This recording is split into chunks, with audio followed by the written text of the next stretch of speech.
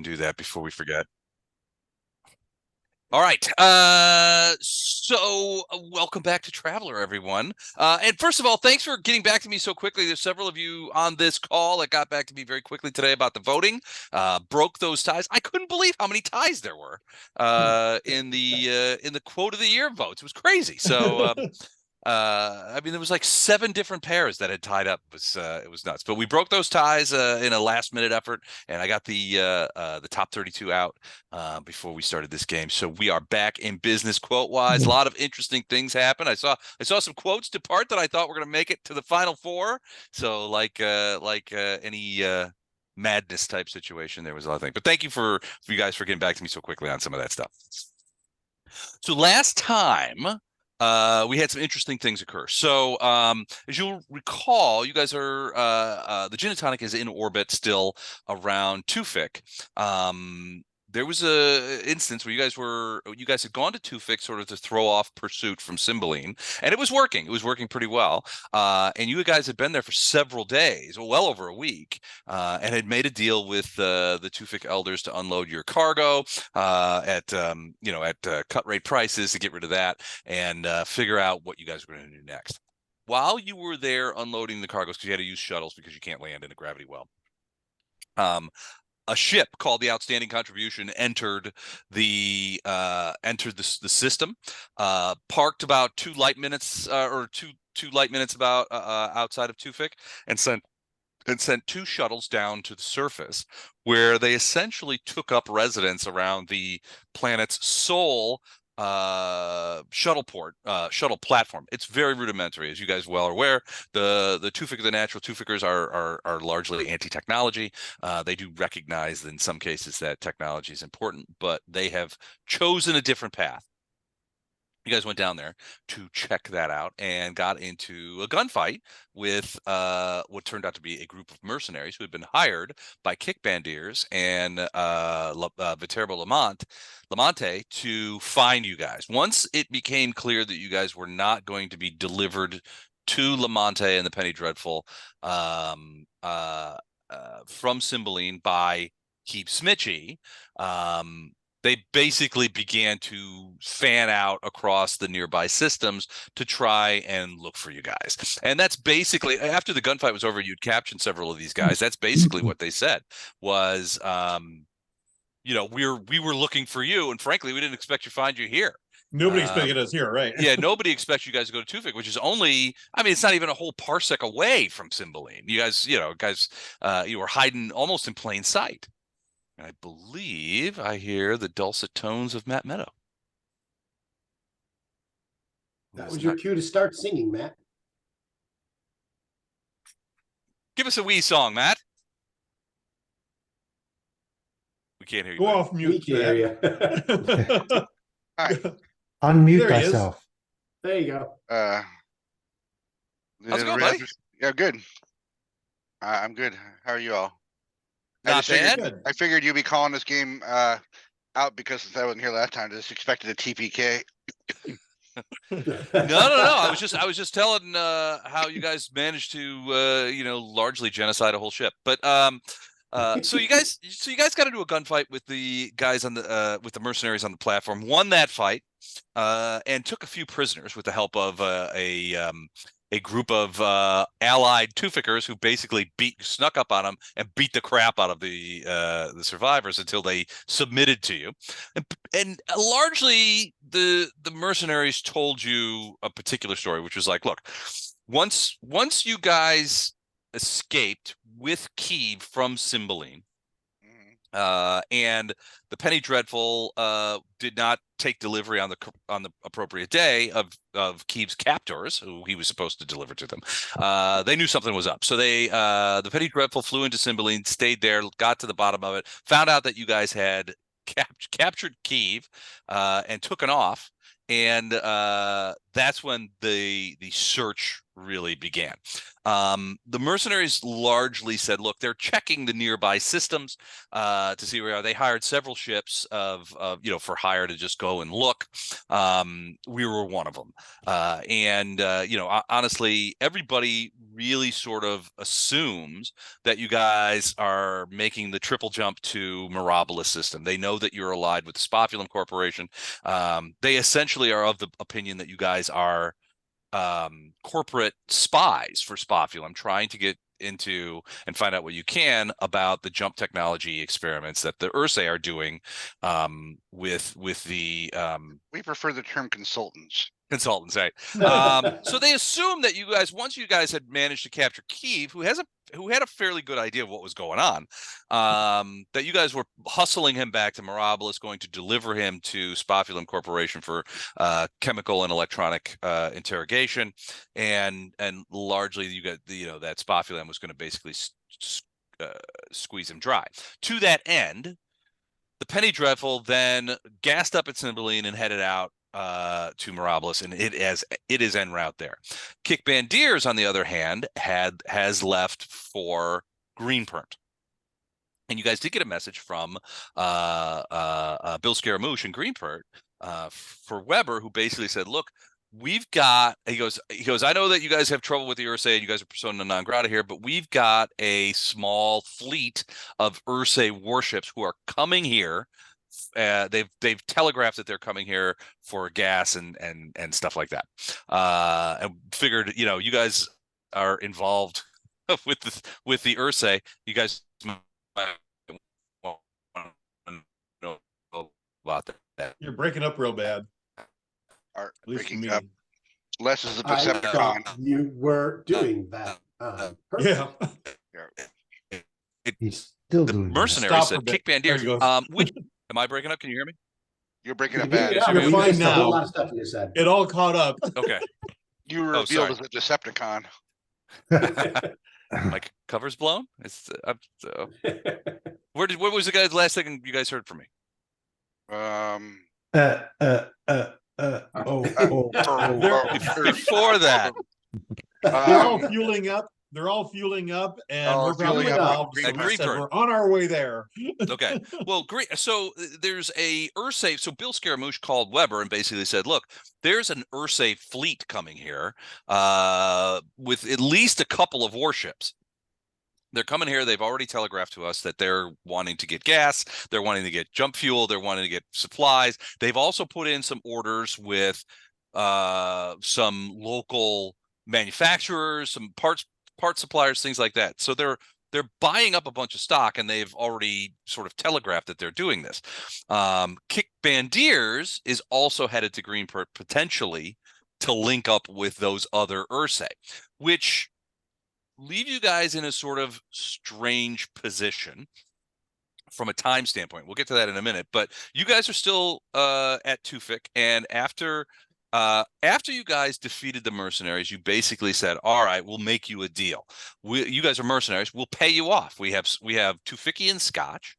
We have credits. We'll give you those. And in exchange, you guys will leave this system and tell Lamonte and Kick Bandiers that you didn't find anything. They agreed to this, or at least on the face of it, they agreed to this. They lifted off in their shuttles. You guys let them go. They headed back, and as soon as they got into radio range with the ship, they basically said, "They're here. They've killed several of our people. They're around the other side of the planet. We need to get them." Because you guys are suspicious folk,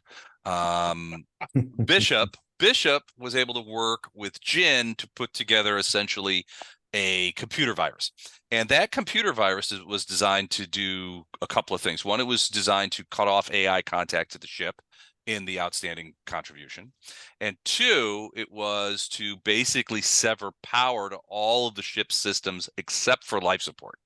Right. No communications or anything, right? No communications, no engine connection, that kind of stuff. Took them several hours, along with Jin's help, to do this, but they did do it, and they were able to piggyback it over the over the shuttle comm system, the type beam Right. comm system, which basically when the shuttles began talking to the outstanding contribution, they type beamed along with that, like what do they call it when you have information embedded in other stuff? It's called steganography or something like that. Steganography.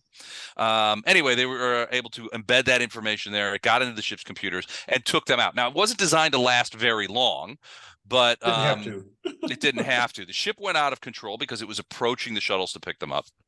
The ship basically kept a vector, which put it in danger of actually crashing into Tufik, which you didn't want.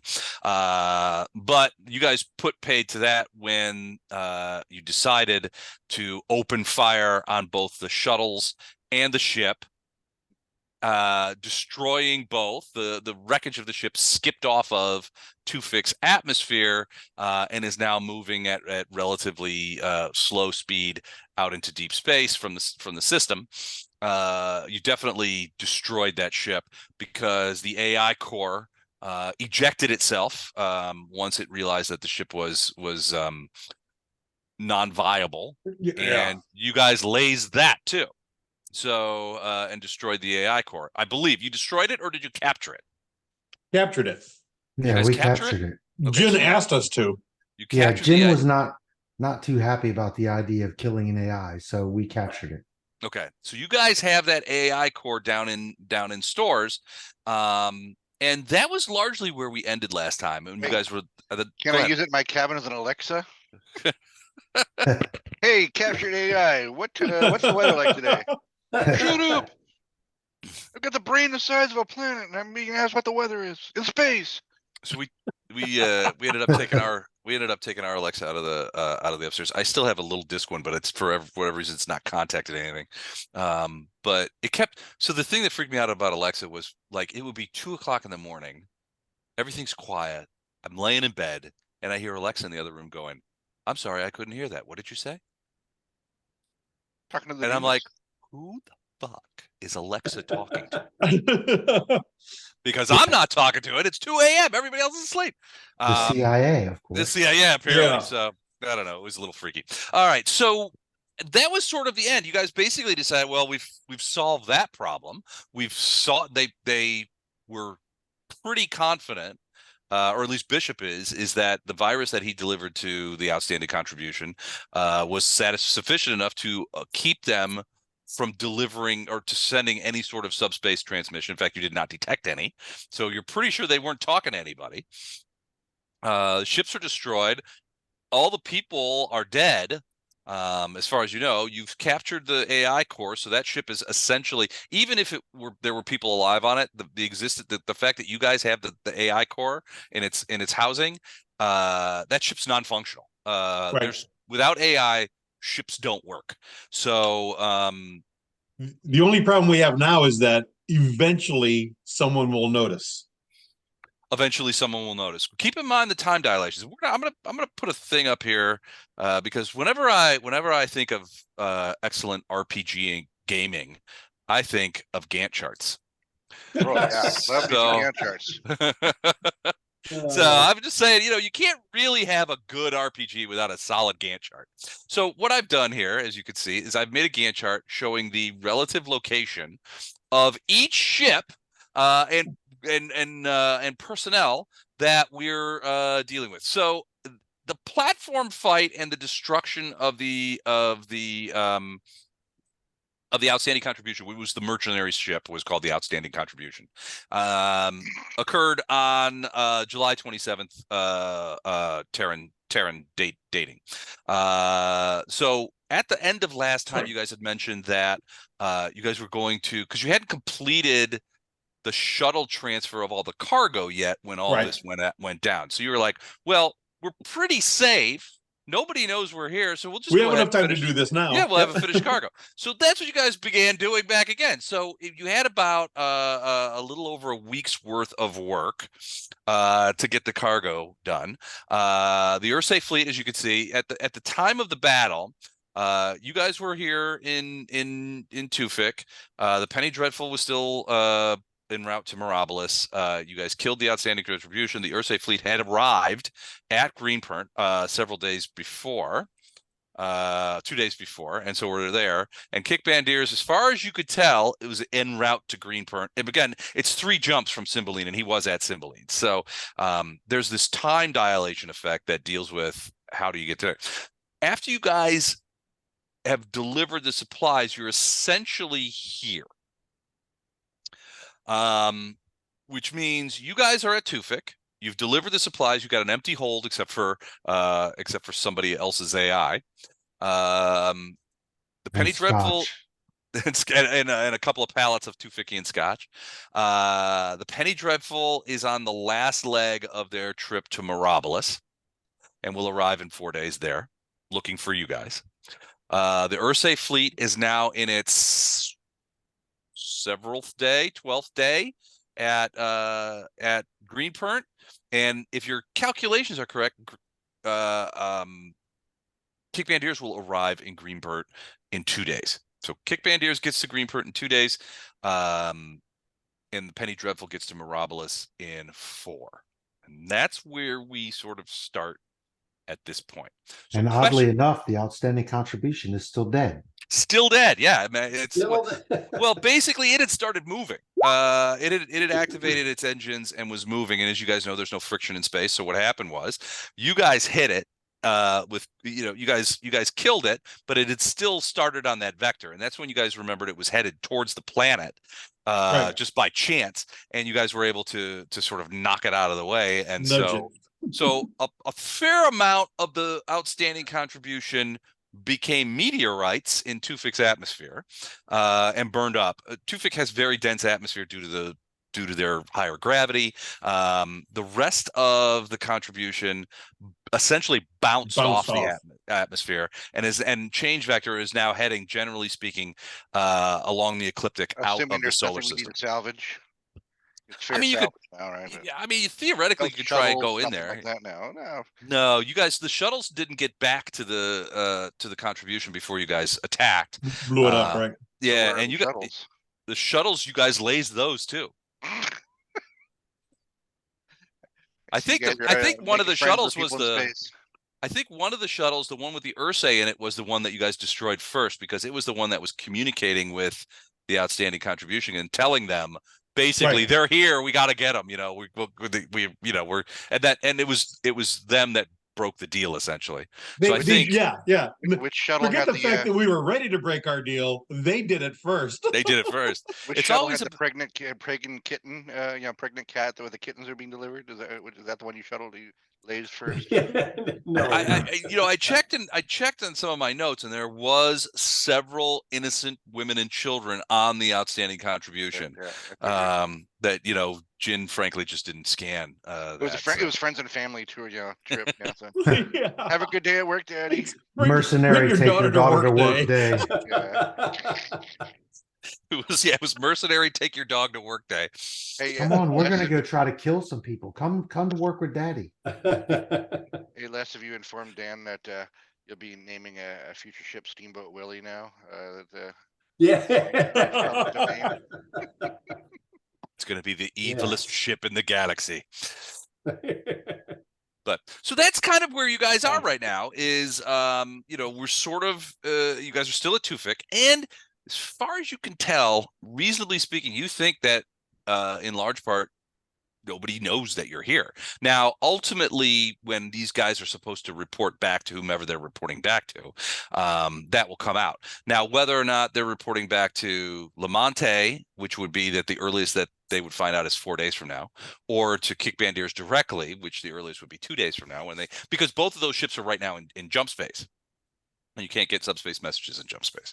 Right. But there's a couple of questions leading up to what the question of what do you guys want to do next? Because in this case, you've got a fleet of Ursay ships, including some warships, gathering at Greenpoint. You've got Kick Bandiers, essentially best operative, going to Mirabilis to find you guys, because that's where they think you've gone to. That you've gone to ground there, and he's looking for you guys. You guys are still at Tufik. you have knowledge of, I mean, you've gained a fair amount of knowledge. You still have Keith Smitchy. You've still got a fair amount of knowledge about what the Ursa are up to, and frankly, the impetus to put a stop to it, because it could really be damaging to this entire sector, if not the whole region, if somehow the if the Ursa manage to accomplish what they're trying to accomplish. Now, I had suggested at one point, and we didn't really do it, but it's still open for discussion, as far as just releasing, WikiLeaks, releasing this information to everyone. Yeah. All right. Okay. Yeah, I like that idea. I also liked making sure, in I particular, don't want to that do it it's from accurate. Tufik. Right. Well, the problem is proof. You have some information. Proof But is you don't- never a problem. If you say something 3 times, it's fact. Yeah, we just Oh, want it that's on true. the I internet. am I am familiar with the internet. We're not taking anybody to court. I don't know. I mean, you could do that. Certainly, it would attract attention in certain circles. Although the likelihood, I mean, nobody really knows who you are. So you guys aren't authorities on jump space technology or anything like that. You don't have any Right. proof. It would just be, hey, these guys out in the hinterland say that the Ursa are coming up with new jump technology that's gonna create a situation where they are able to take over the entire Salamini cluster. Well, if it gives the right people the idea to investigate. Well, that's Okay. what I'm saying. I want to make sure. What's his name from the front? Seven Tide. Sevitide Colonel is Sevitide. one of the people we make sure gets that information. Well, Yeah. so you've already, if I recall correctly, you've already sent him a message from Cymbeline. Now you haven't talked to him lately, and he hasn't got back to you. But the bulk of that message was, I think that the Ursa are going to be pushing a fleet of warships through what is ostensibly or potentially a front territory, and wouldn't you like to have some fun? Now you haven't Yeah. received a response yet because frankly, you don't know where he is, but Right. he might be on maneuvers. He could be in jump space. You don't know. But that does sound like something Seven Tide would really enjoy. Probably picking the wings off of flies, but Yeah. one of those things.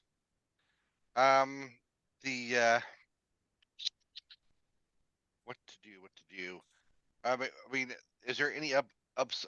We don't have any sort of cloaking sort of technology to show up in Greenburn, and I think we discussed No. this before. We can't show up as the rum and coke, right? As a completely Right. different- Well, I mean, there are ways to modify what so there are always ID basically codes. yeah, there are right. always ID codes, right? So basically every AI, every ship has on full broadcast essentially the bona fides of the ship, ship's name, destination, cargo, universal identifying number, status amongst the various consortiums, employer, all those things are hard coded into essentially a beacon that is scanned whenever you go into a system. That's the first thing they're going to say. They want to know who's coming. You guys do that too.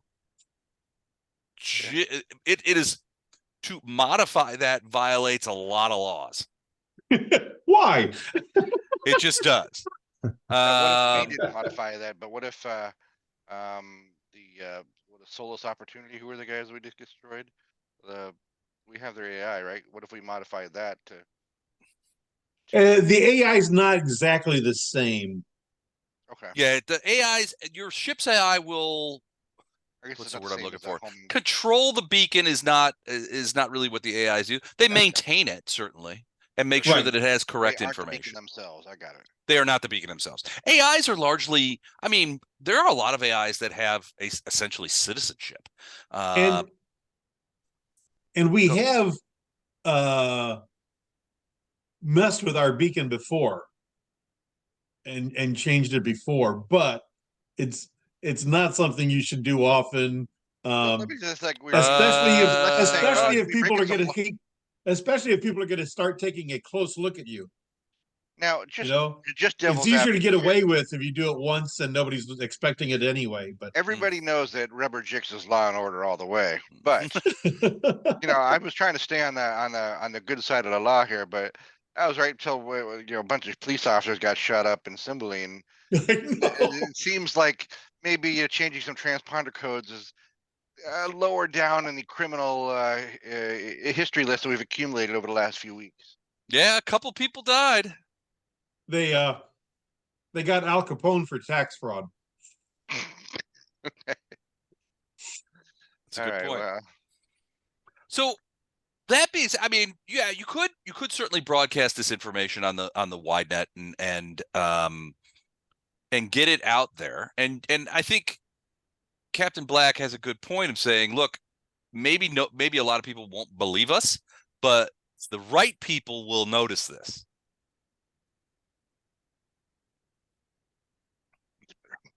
And if you were to concern, at least. And if you were to share this with Seventide, certainly Seventide as a representative of the affront certainly doesn't want and busy a race who is currently busy at war with the Kzinti certainly would not necessarily like a lot of fresh newfangled jump technology on their southern flank. Right. Yeah. Even if the authorities we want to hear it publicly denounce it as BS and nothing, they could still be secretly investigating it. And again, that's okay with me. Right. Is there any upside of us not revealing this technology to everybody and trying to take it for the old gin and tonic, making us the fastest FedEx freighter you can buy? Well, technology where would you like want to this go? is game changing, right? If once Pandora's box is open, all right, fair enough. We can't control it. It's fine.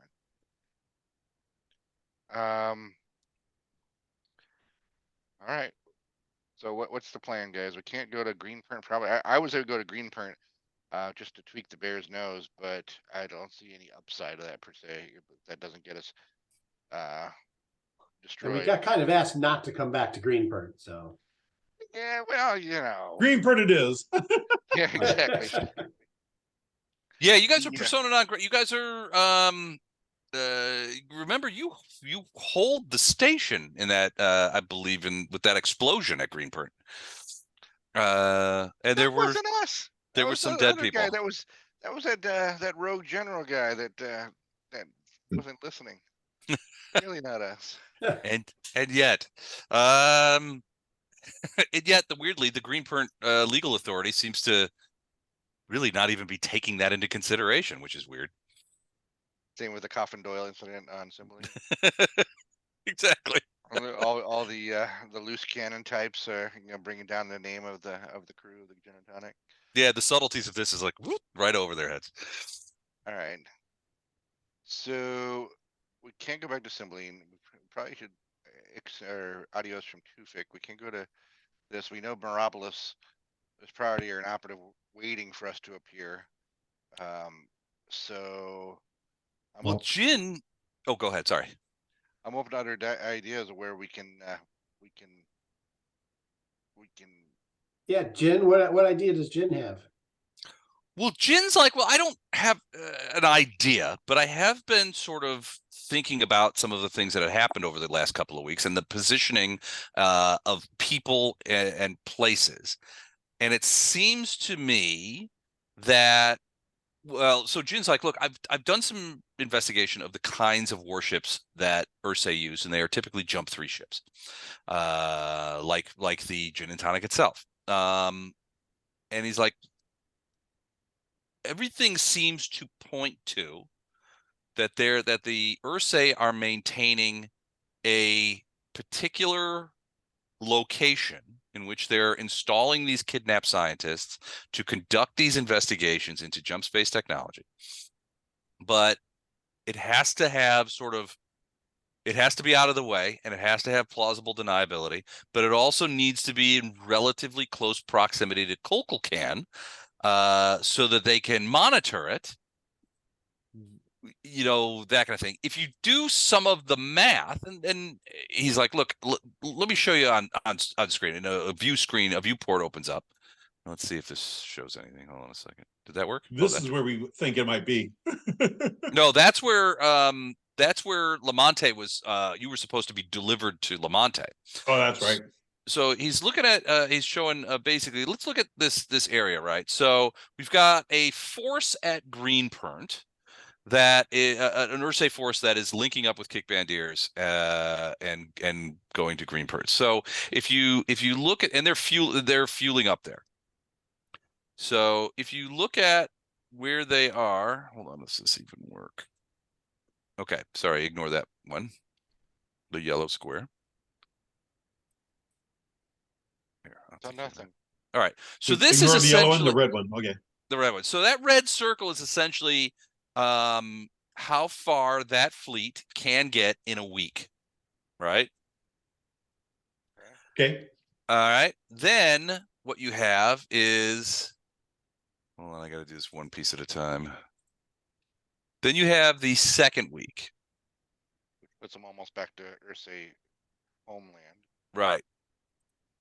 Which is interesting because it does take two jumps to get from Kukulkan to Greenpernt. And Bill mentioned that they were coming from Kukulkan. So that means that they probably stopped at their gas stations in this yellow area to pick up fuel and do that. Now they're jump 3. And what Jin thinks is if you look at their standard fuel outlays, and this is all published data, they can carry enough gas for 3 jumps. That puts them out this way. Yeah, All 3 right. jumps one way or 3 jumps there and back. 3 jumps. This is 3 jumps one way. Okay. Okay. So that's out of Greenpernt. All right. So if you assume that they have this, whatever this thing is, wherever they're keeping these scientists, that it needs to be relatively close. It would certainly have to be within 3 jumps of Kukulkan, but the likelihood is it's probably within 1 jump. If you look at that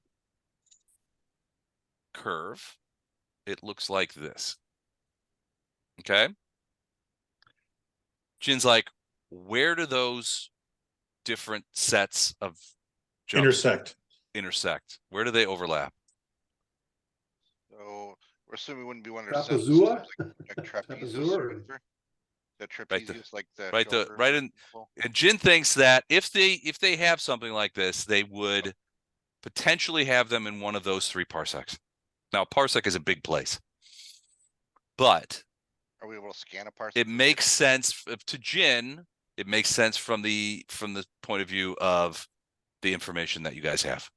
Okay, so we're in Tufik. Question, can we interrogate the captured AI? Well, theoretically, the AI. You can question it. You can't really interrogate it. Yeah, I mean, you can't threaten an Waterboarding. AI in the same way that you could threaten a person or torture a Well, person. okay, Yeah. fine. Can we Wait, question it? I would Yeah, say if absolutely, you could ask if it Eric was questions. here, he'd say challenge accepted. He'd whip out the spoon. Yeah. He'd whip out the spoon. Wang, wang, wang, wang, wang. Like Yoda beating on R2D2 there. All right, so these 3 is basically those 3 yellow areas are largely the areas of operation for the front, right? So they actually work in fairly close proximity to Tufik, where you guys are now. They also tend to range rather far and wide within those areas as part of their military operations against the Khazinti. Now, what Jin is like is look at the proximity that you're seeing here between the front areas of influence and the potential parsecs in which this station, one assumes it must be some sort of station, exists. You're talking about a relatively close place. Now, the Ursay probably would not want to be close to the front, but there's some ideas there. So that adds another sort of factor. Is like, do you want to go straight at these guys? Potentially, I mean, you've already alerted Seven Tide to the idea that there's an Ursay fleet going through, maybe through their area, and they can use it for target practice. There's also that Ursay fleet is going to be Greepert, and where is it going to go from there? It's unlikely. So if they're going to go, if they're loading up to go to their station, their hidden station, it's certainly not going to be north, because that's where that's most of civilized space. It's not going to be west, because that, while in the hinterland, it's away from their home systems, and they're going to want to keep this close to the vest so that they can exercise control over it. There's only a few places. I mean, logically speaking, says Jen, there's only a few places where this thing could be. Okay. So following Jen's logic, thank you, Jen. Thanks for you. I think we did talk about this at least a couple game sessions ago, and then I completely forgot about it. So it puts us back on. Based on this, I guess starting for us getting gas, Tufix not a place to get it. Where would we have to go to gas up to hit these? Yeah, I was just wondering the same thing. Do we have enough gas to get to one of these in 1 or 2 jumps, and then You have enough. So you haven't been using much jump fuel. So you have enough fuel for 2 jumps, which means that you would not be able to get all the way to Mirabilis. Would we able to? Could we go somewhere in there, get get a good word put in for us by a Seven Tide and gas up somewhere in the front space, and then jump to one of these 3 locations? Theoretically, sure.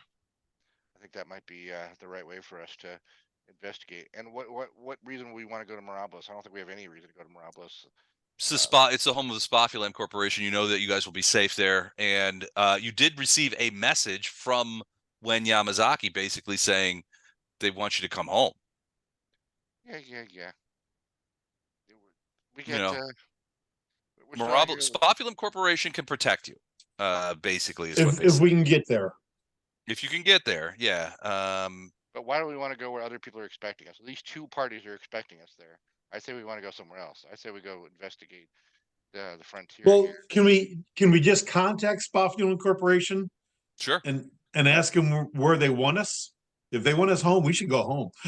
Well, they've already. So Wen has already sent you guys a message saying, we want to talk to basically in sort of like subspace, sort of wink wink code. They basically said, look, we want to talk to your captive, because you guys still have Smitchy on the ship.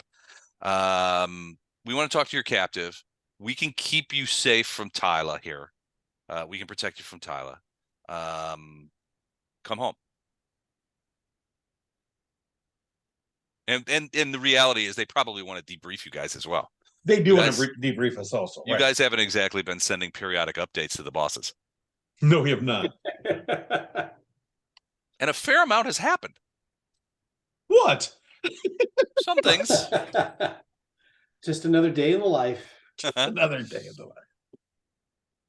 And we have enough fuel to do that. We have enough fuel to get to. You don't have enough fuel to get all the way to Mirabilis. So you guys are at Tufik, as indicated by the Where's Waldo. Where's Waldo? Yep. Mark. Where's Waldo head? Yeah. So and we can't refuel here. You can't refuel here at Tufik. No, you've got enough for 2 jumps, which will get you to about Hephaestus. The problem is that you're wanted. Right, so any major system is going to have a Tyla in the Salamini cluster. You're talking about crossing the Salamini cluster. Though that's who you're wanted by. I say we go to Terra. They'll never go straight to Terra. They'll never look for us in Terra. Yeah, I don't want to go there. Hey, where's Palmer? Where can we meet up with Palmer? Palmer is in Mirabilis. But there was a Steiner library thing that was being dangled for us in Cymbeline, but we never followed up on that. But we're kind of down the rabbit hole on this thing at the moment. Yeah, we did kind of lose that whole Palmer. Well, yeah, there was a Space Craigslist note that said, we're selling, we've got it, we want to sell it. Your suspicion is that was bait to get you guys when Smitchy's plan to have you captured by Tyla operatives failed, that it was a plan to sort of get you out in the open and capture you another opportunity. At the time, I don't think we had put them. Well, I guess they were kind of put together because of the same interstellar interdimensional creatures were at both locations. But I was like, we didn't. I don't know if we thought originally they were the same parties. I don't know.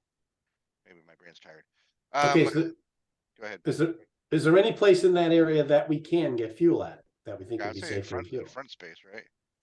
Well, yeah, I mean, theoretically, you could, if you get a hold of Seventide, I mean, you're giving him a pretty fancy thing. I mean, I'm sure he could make arrangements for gas for you guys. Yeah. Can Oh, yes. Morales send a refueling ship or something like that? But then that puts a like that's trusting everybody. It's like a Morales is month on our away, side. though, is the thing. Yeah. And also, it's trusting that there's nobody that has been penetrated in Mirabolos. We know there's already spies in the systems, right? Including their quote top operative looking for us. I don't think we want to touch Mirabolos with a 10-foot pole. Well, then where do you want to go? I want to go look for the lab. Find our captured scientists. Yeah, but we don't have fuel to do that.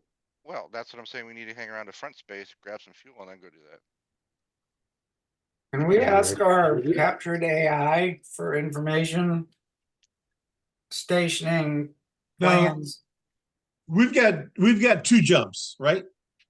Right now, Yeah. You've got 2 jumps fuels, yeah. We have enough jump for 2. Show me those 3 hemispheres we think they might be in. Wasn't it like in this area? One moment.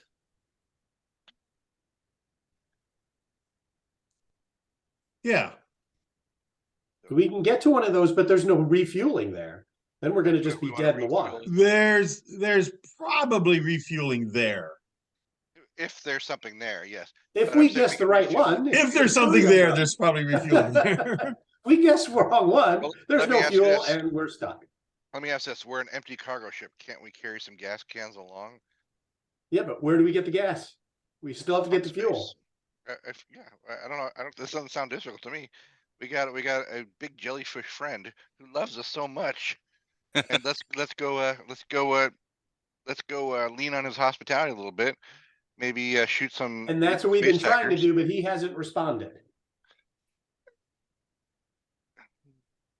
So we could wait and see if he responds, or maybe do one jump and then check on a response from him.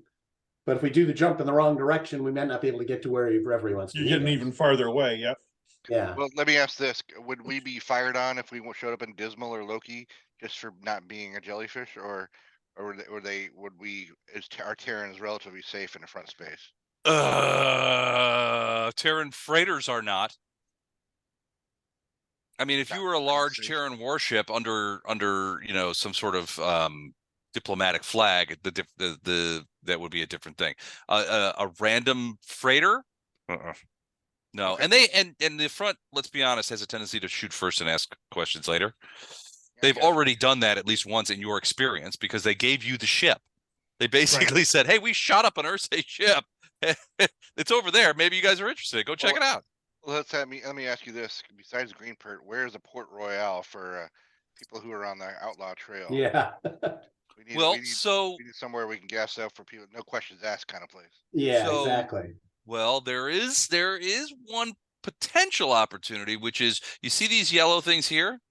Those are gas stations. Those are gas stations, and those gas stations are usually they were put in place there so that the colonies on Georgior could be supplied by Cymbeline, by Jump 3 ships, because a Jump 6 ship doesn't exist outside of the scout service, because of the mass involved, and you can't wrench space that way. So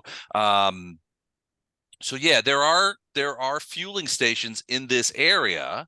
But they're usually they're small. They're some of them are unmanned.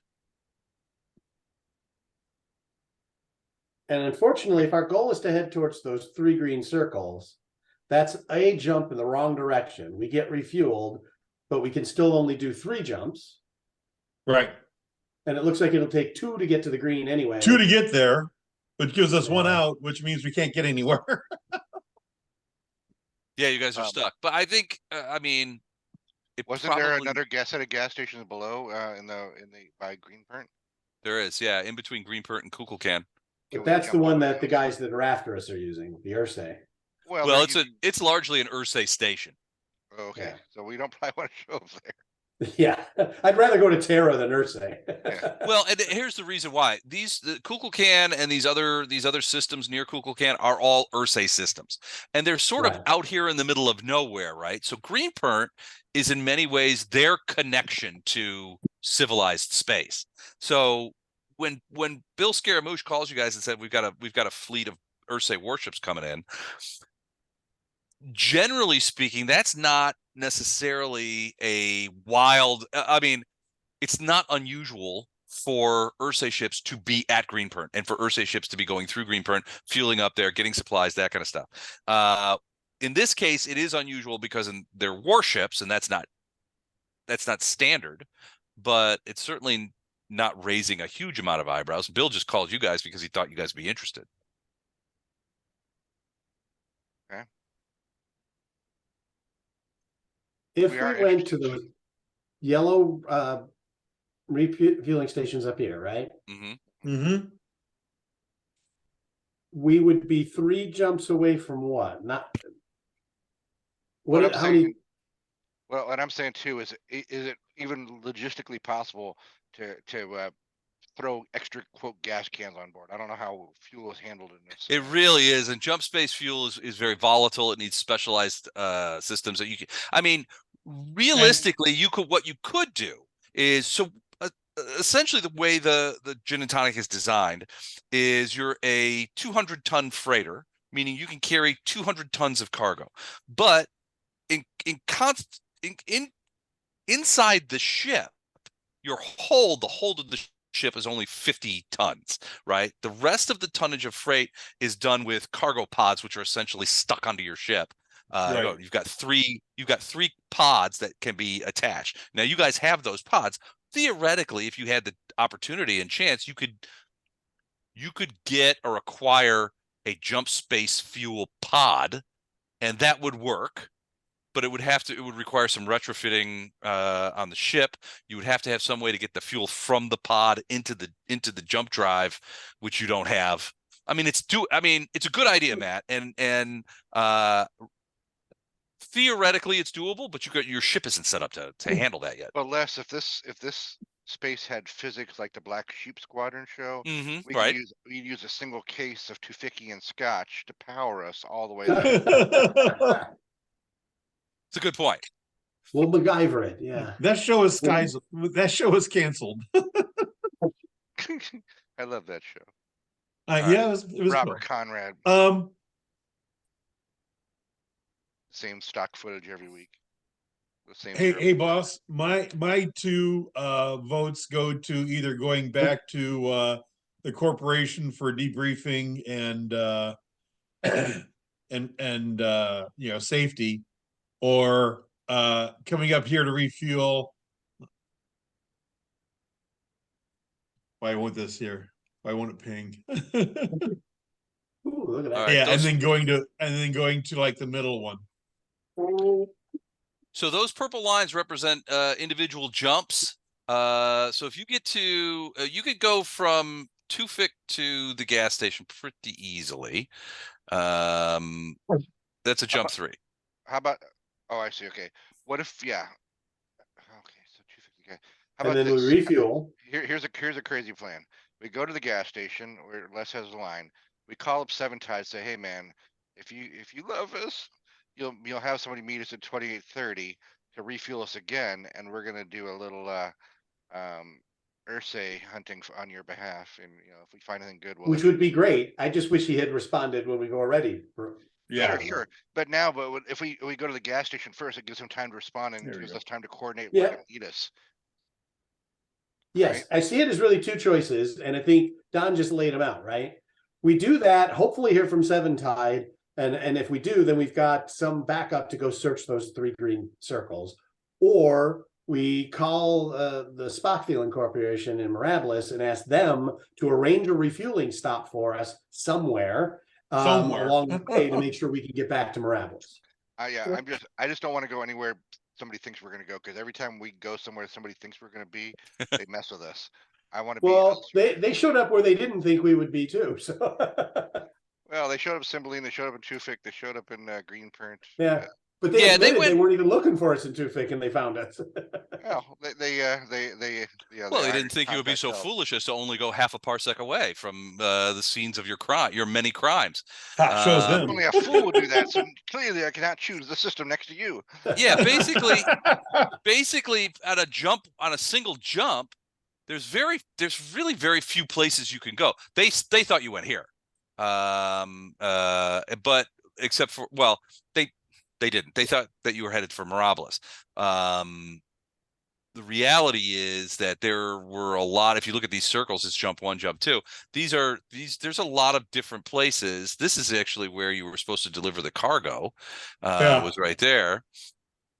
And so basically they hired several mercenary ships to sort of go and pop into these things, spend 24 to 48 hours there, make sure you guys weren't in system, and then go to the next.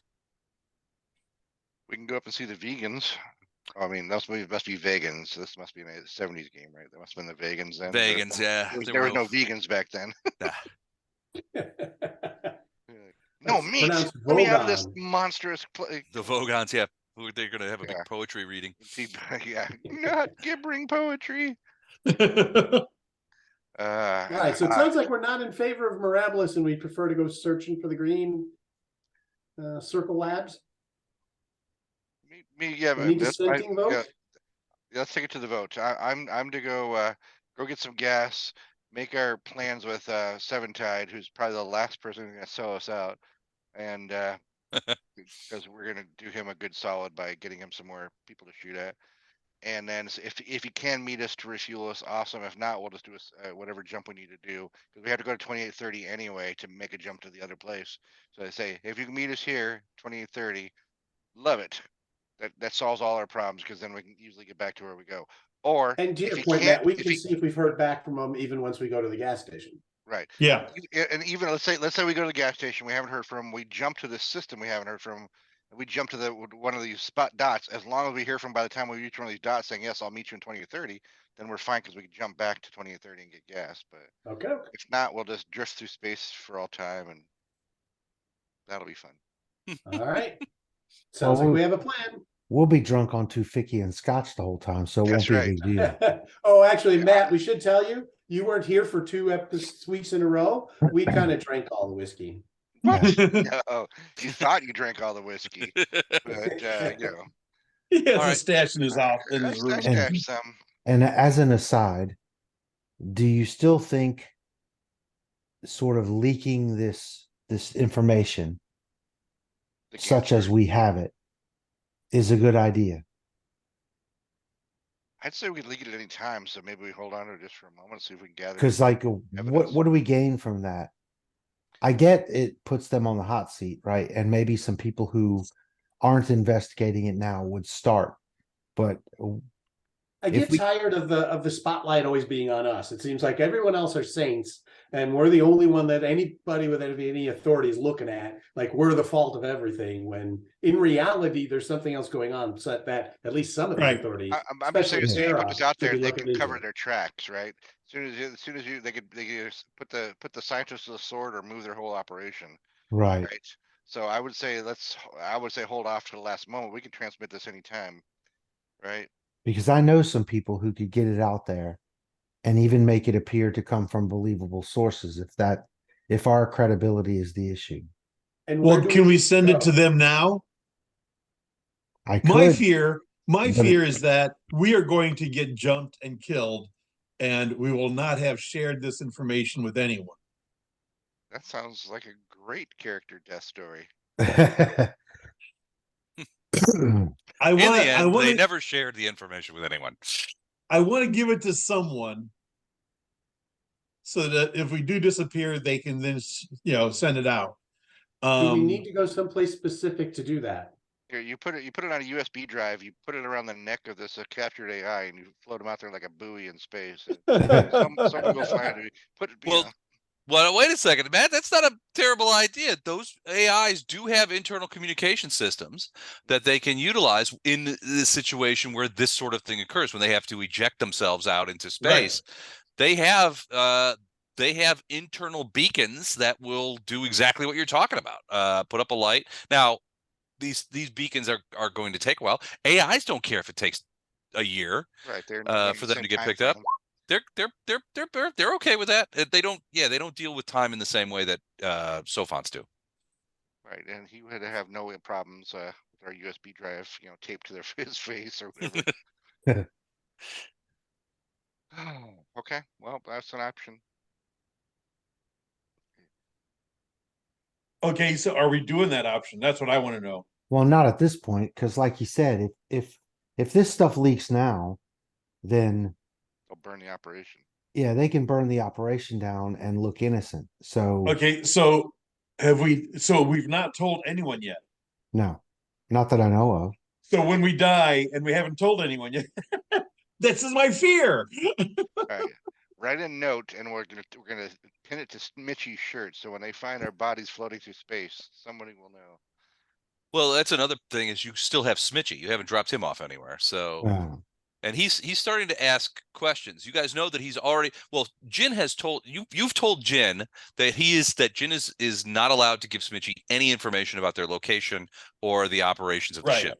Right. Well, Jin will tell you that Smitchy has on several occasions tried Attempted. to get that information, and sometimes, from Jin's point of view, it's sort of heavy-handed, but it seems like from Smitchy's point of view, he thinks he's being clever about it and just hasn't succeeded yet. Yeah. But he is trying. He does know that He is trying. Yeah. And he also is given aware enough that time, he will. Yeah, and he also is aware that you guys are not moving. The ship is he knows that the ship is in orbit somewhere. He just doesn't know where. And certainly he's probably got onto the idea that you've spent the last couple of weeks offloading cargo to someone using the shuttle. So, I mean, he can speculate, but he was in jump space with you guys before, and for part of that time, he was unconscious because of the surgery that you guys had to do on him. So, he's still recovering from that. So he thinks that you guys are somewhere in this circle because he knows you've only jumped once. So if you're thinking about what Smitchy knows, did you guys see that? Oh, sorry, hold on. Well, can't we freeze him up? We need to cryo stasis him. You guys don't have a cryo tank, do you? He looks a You little don't. ill to me. I think We have a big I think I freezer. should examine him. He's Yeah, he's very worried about getting anywhere near the infirmary. So he thinks that you guys are somewhere inside this circle, The doctor's got some special K for him. In what that'll, circle? inside the internal green circle, because he knows that you guys have only jumped once. Right. And that limits the number of systems. He knows that you're in a system because you guys, he knows that you guys have been offloading cargo. Frankly, your guess is that he suspects you guys are here, Yeah. which would make sense. Cymbeline is after you. Cymbeline is at war with these guys. If your enemies are, the enemy of my enemy is my friend, right? So, Cymbeline's war against these guys. What's the name of that system? Hold on a second. The Kaguk. Yeah, Cymbeline's war is more like a trade war with occasional gunfire.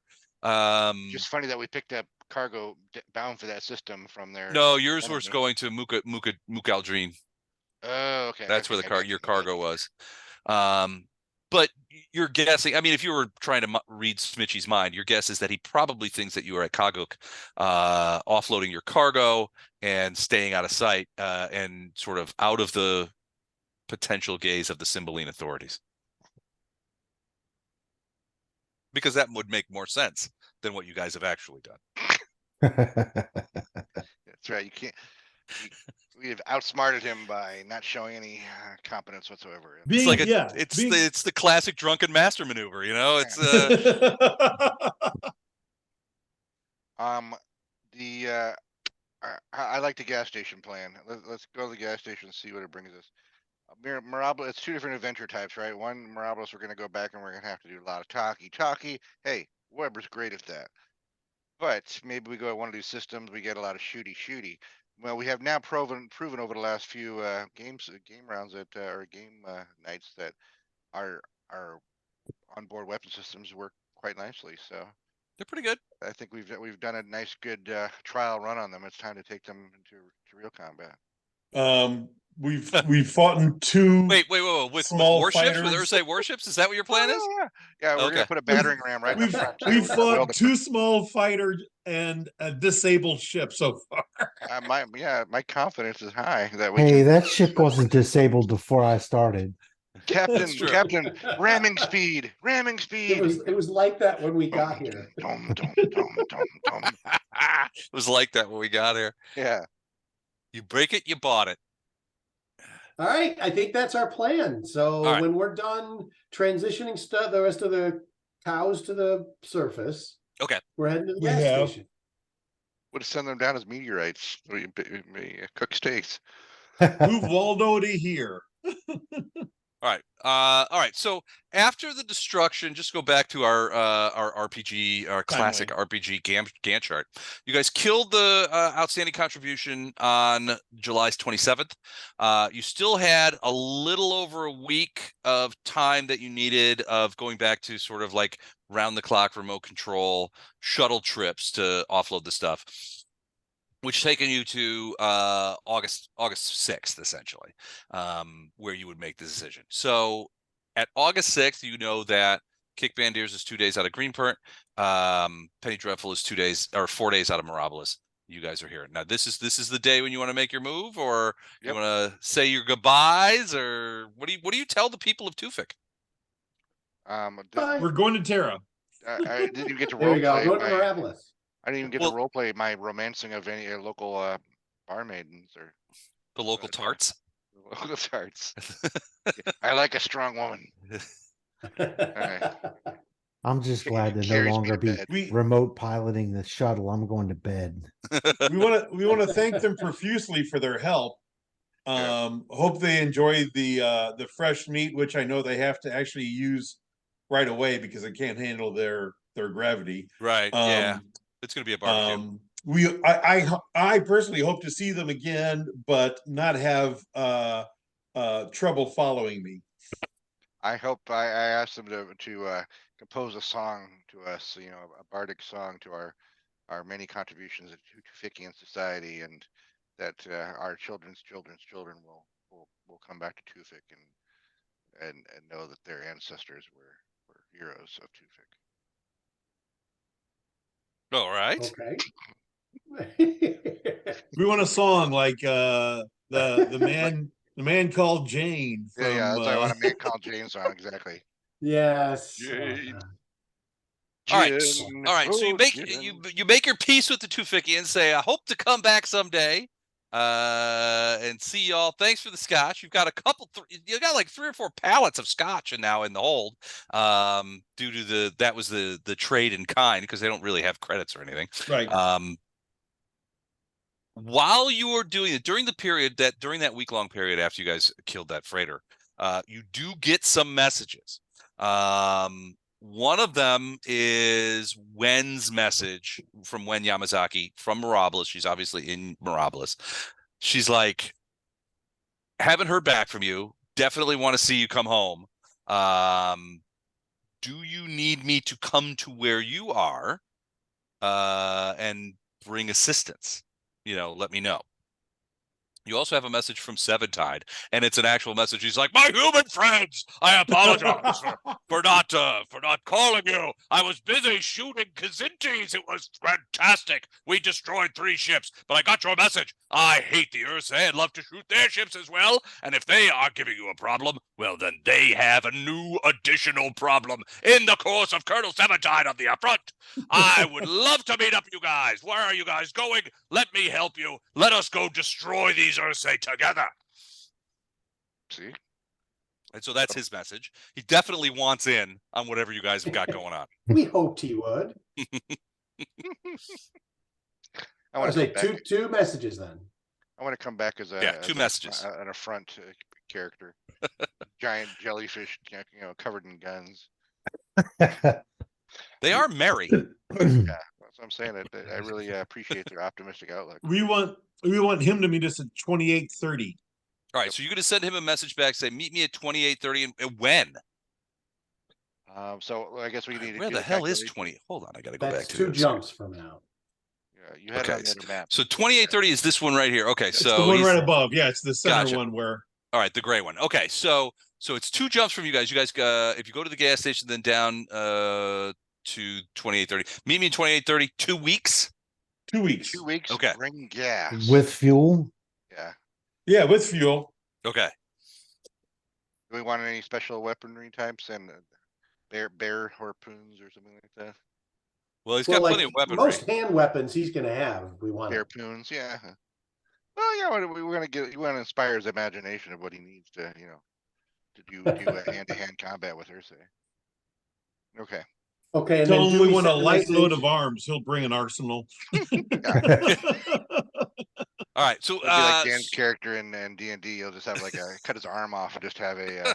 Yeah. he's like, I Labradoodle sawed my old bazooka. ship in half, and I glued 2 other ships to it. To make it a triple ship. So all right, so you guys, you send that message. You're gonna say anything to Wen? Guys, do we feel we can trust Wen? That's my question. Reasonably Do we enough. trust We her? don't have to Sure. say, I don't think yeah, we we don't have trust to her. say too much on the list. I think we should say we can't get to Mirabolus on the fuel we've got. We are gonna probably need help with obtaining fuel to get there, but we have one mission left to accomplish before we do that. We will be in touch. Can we have her? Can we say? Could you meet us? She don't want to meet in her front space, but where can we have her meet us? That we can say, hey, we If she could- can bring us fuel, that's not going to be until after the searching of the green dot. So we would contact Right. her then and say, now, can you meet us in 2 weeks somewhere, right? Yeah, maybe somewhere between the Kazinti and the front. Yeah, the I neutral like zone. that. That was exactly where I was looking, yeah. All right, cool. Thank you, Captain. But right now, we don't have to tell her everything. Just say, we are looking to get back. We will need help with refueling to get there, but we have one more thing we need to search out before we return back. But we don't have to tell her what yet. I don't know if there's anything I can Okay, ask Palmer so to you're contribute to this mission. But asking her to. All right. Wait so, patiently. So you're telling her to meet where? You're Nowhere breaking yet. up a We little. haven't told her Nowhere where to yet. meet us yet. Yeah, But we're we'll tell thinking her the we neutral will zone. make contact in Send a about message, 3 Paul. weeks. Am I? Yes, you're breaking up again. Yeah. I am. Okay. Our- Can you guys hear me okay now? breaking Yeah. Now we Yeah, can. you've caught Okay. back up. Sorry about that. My internet connection. I got to notice my internet connection is unstable. Are your boys home? Yeah, well, that's what happens when you do drugs. Yeah, that's probably a well. Yes, that's true too. And you know me, I love drugs. No, I meant your internet connection was doing drugs. Oh, No, that's that's- possible too. We're all No, getting my- older. We all love drugs. They're just prescription over-the-counter drugs. Yeah, Lipitor. Ozempic. Delicious. Ibuprofen and Ozempic. Yeah. That's my drug of choice is Tylenol mostly. Ah, fine. All right, so you tell Wen. So let me make sure I got it straight. You tell Wen to come out this way, meet us somewhere in No. 3 No, she doesn't weeks. have to come yet. Okay. What we're going to tell her is we will need assistance to get our way back to Mirabolus. Maybe we Okay. should tell her to But go to we have Calgary. one last task to complete. We will contact you in about 3 weeks' time. Oh, just counterpoint. If it takes a month to get from where we are to Mirabolus, maybe we should have her meet her somewhere like Calgary, or not meet her, but have her go to Calgary and saying, once we get to Calgary, we're gonna give you future instructions of where we will be. Does that make sense? Yeah, but I That think way- we can wait until after we've searched the lab areas to tell her that. Okay. Okay. Because we'll Uh, need 2 weeks to get there, and she'll need like 2 weeks to get there, and then we'll meet. Okay, doke. Okay. Let's, So 2 questions. You're gonna leave the day after. Essentially, you get all the cargo done. As soon as we get the cargo off, yeah. Yeah, Yep. we're out of there. No dilly-dallying. That's an old phrase. No dilly dallying. No It's Uh, okay. dilly-dallying. Everyone here is old. Yeah, don't worry. You're among friends, Dan. Old friends. Everyone understood. Yeah, everybody got it. All right. So, what are you gonna do with Kiev? And the AI from the outstanding contribution. Now the AI doesn't take up any space. We're just storing it. It's in the Yeah. cargo hold. It takes up it doesn't take up a ton of space. Basically, the containment vessel that it's in is about the size of a Volkswagen Beetle. Right. So keep it for now. Well, don't we want to check for beacons and talk to it? Maybe have Jin Well, ask. Jin could talk to it. Yeah, I mean, Yeah. theoretically, you guys could talk to it through Jin. Now, Jin, if you have Jin scan it, which I assume you will. Yeah. All right. Jin said, so one of the things about these containment units is that they're designed to be protective, right? So scans are not super great because the way these containment units are constructed, they resist many types of scanning on purpose. So Jin basically says, look, I can make some entreaties to it and say it's safe now. It certainly has done some localized scans to determine where it is, and it is pinging away with its beacon. Now, the beacon itself is not powerful, and the likelihood is that those transmissions have not even remotely left. I mean, maybe have barely left the system, two-fix system. It's going to be a while before they reach anybody that's going to be in a position to help this thing. So you've got some time. What Jin says is basically I can ask if it wants to talk and see what happens, and tell it, look, we mean it no harm. We're sorry about all the. I mean, what do you want me to tell it? I mean, it's well aware who That the we ship is are gone. and what we've done, right? Yeah. Yeah, it was there when it happened, so it knows that we destroyed its ship. It knows that we killed its crew, and caused it to have to eject. Jin will also say that the preliminary scans that I have done does show some damage to the containment vessel itself, and there does look like I mean, I can't be any more specific than saying that there does seem to be some irregularities on the internal structure, which could be interpreted as damage to the internal structure. Keep in mind that AIs have two separate components, right? There is the computer part, which is what we normally think of the AI. The AIs is part of the ship. But there is also an organic part, a semi-organic type. a semi-organic piece to these things. And that's largely what the containment vessel is designed to specifically protect. If there's some damage internally to those structures, it could be that this AI would be suffering from, essentially what would be analogous to brain damage. Well, so it is acting normally. Let me just say this. When we communicate with it and we talk about, hey, we're sorry we attacked the ship you're on, we can have him review the logs where the captain of that ship said, yeah, these are the guys, we're going to, attack them. We're going to, tell everyone they're here. So they meant us harm. We were defending ourselves. Yeah, That's that is true. a fact. And the just, excellent doctor can fix your organic parts. Just a metagame really Oh, here. God. Since the metagame, since I wasn't actually there, did we actually do that, or we just kill them out, in cold blood? No, and we did that. No. We accepted They to let 'em know. communicated saying, hey, these are the guys. Let's get them. We'll get the reward. Blah blah blah. We them boys. Yeah, I got it.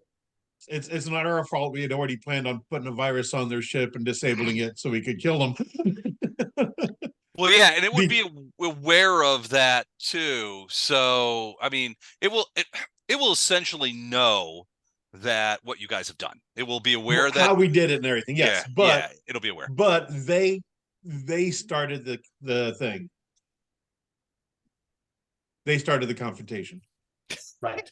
True. Because we didn't you have guys, to enable.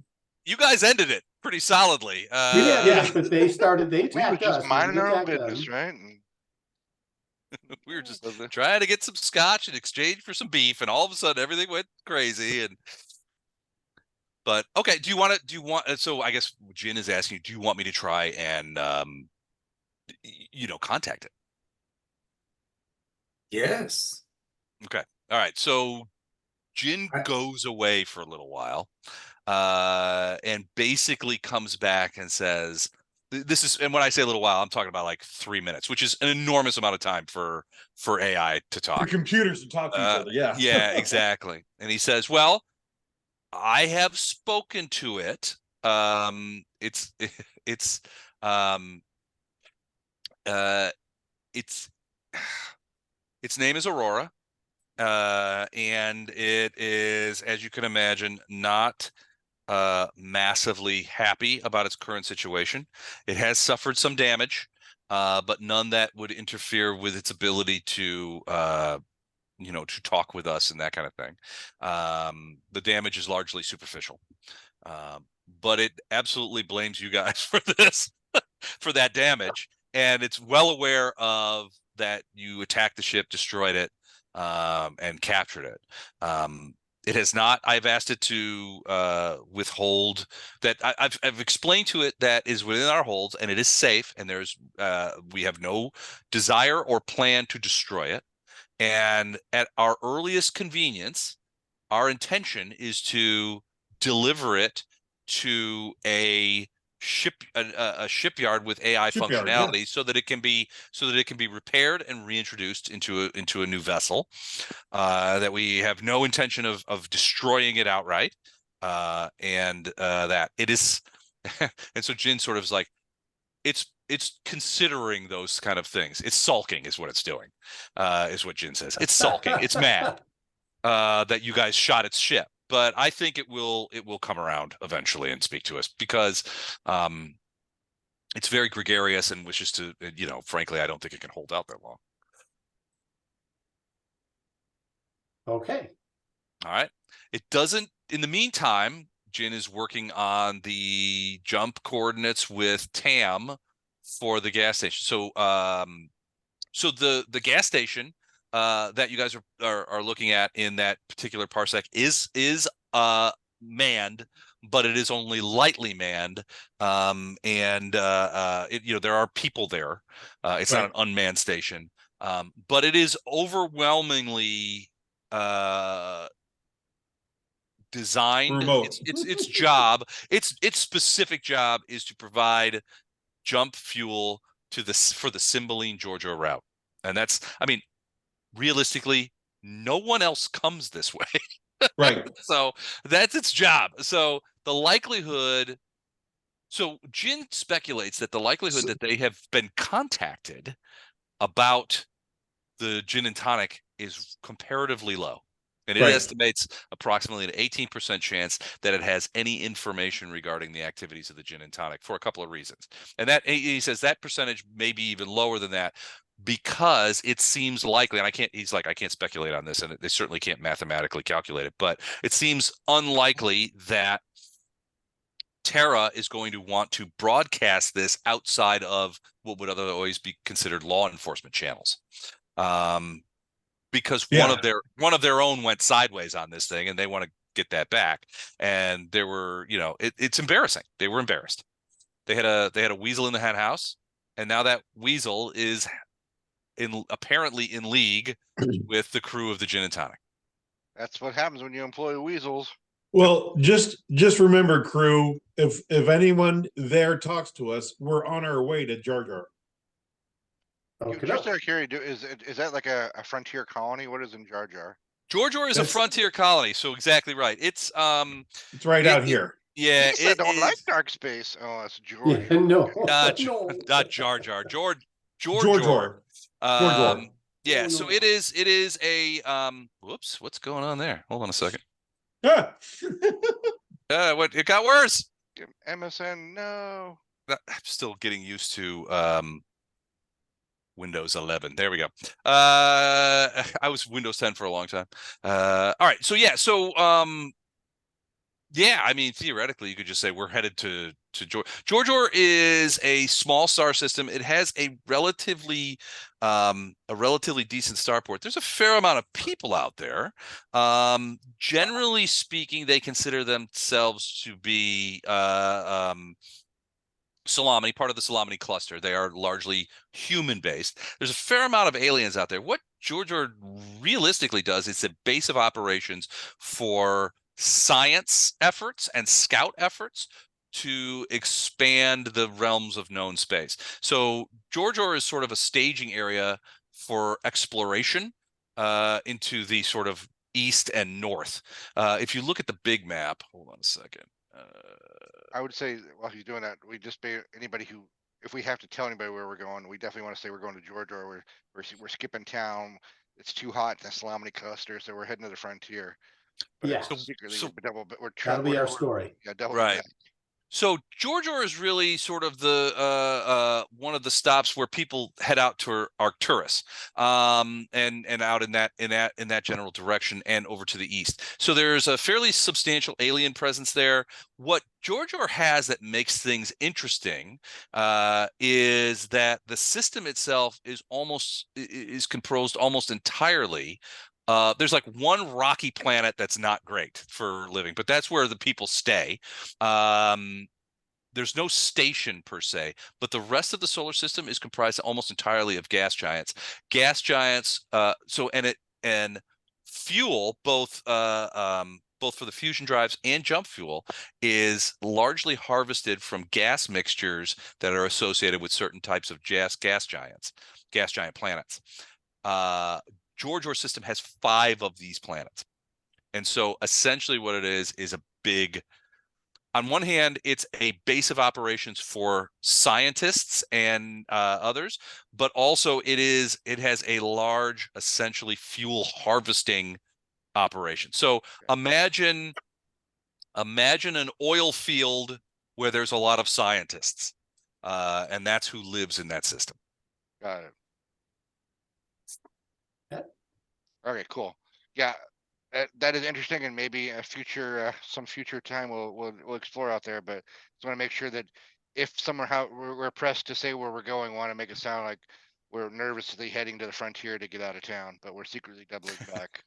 Well, so one of the things is that because they're so far away, and there's very little, because of the nature of the one essentially habitable planet, which isn't that habitable. Think Mars. It's sort of in a Mars type situation where it's very desiccated. Most of the activity is going to be underground.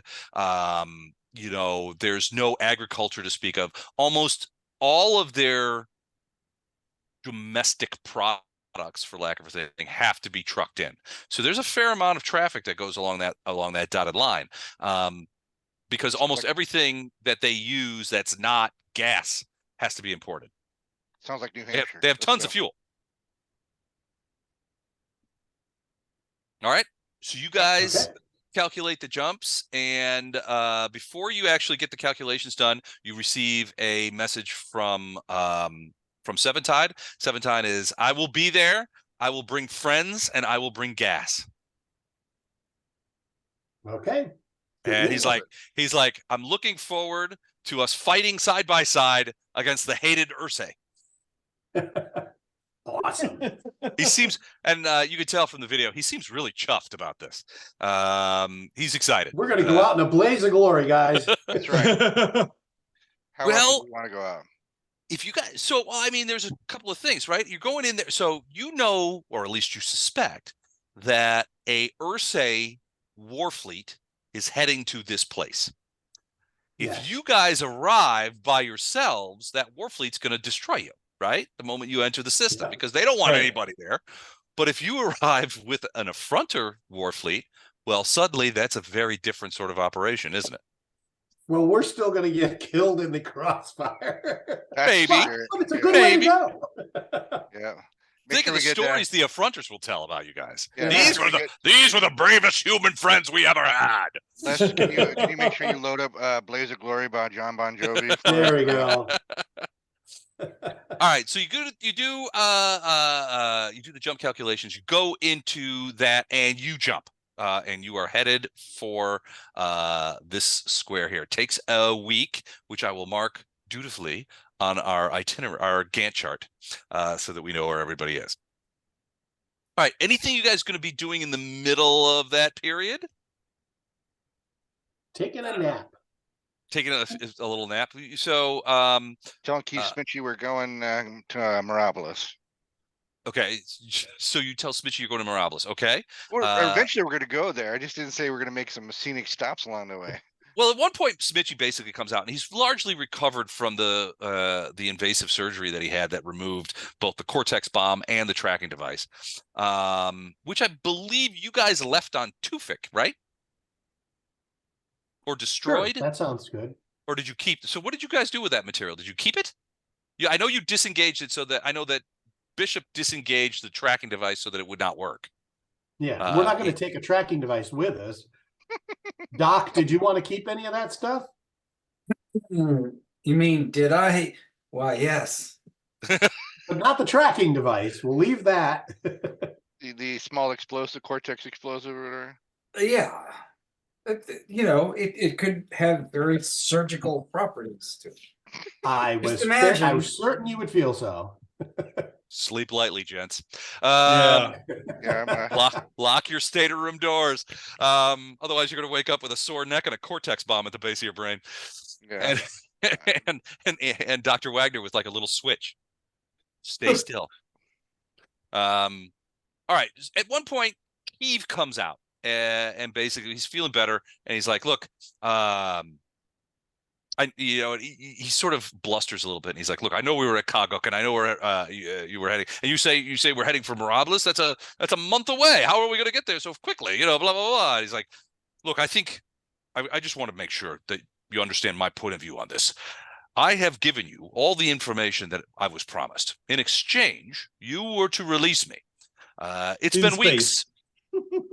Not into space, at a planet of my, a place where I have resources and I could go. That said, I've been on the ship for weeks. You wouldn't allow me to go down to whatever planet you were on, Kaguk. I'm starting to, frankly, get a little cabin fevery, and I would appreciate it when we arrive, wherever we're going, if it is indeed Mirabilis, that you make good on your end of the bargain and allow me to leave.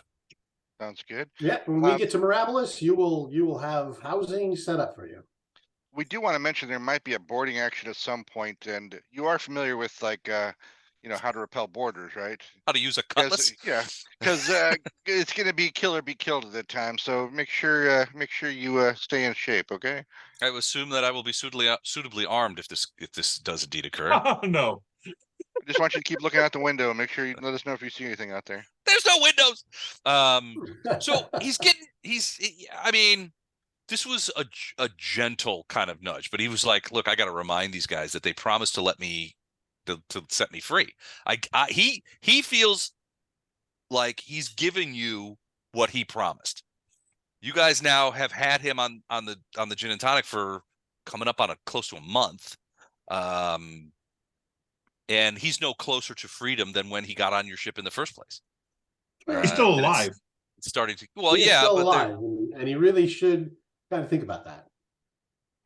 well, I think he does think about it, and I think he thinks that he wants to be, Alive somewhere else. and free. Yeah, exactly. Alive somewhere else. Anyway, when you guys over the course of the week, when you guys take him food and that kind of stuff, I mean, I'm assuming, do you guys keep him locked in his stateroom like a prisoner, or do you let him sort of wander around the ship? What do we feel? I mean, I don't think he is in a position to overpower any of us, do we? To what lock end? him up. Well, Well, I wanted say he help me clouts so you I with a can- he clouts you with a sock full of pennies. What's his next move? Yeah, because I'm sure. Well, I was thinking AI about will grafting ration into Aurora to help with Aurora's healing process.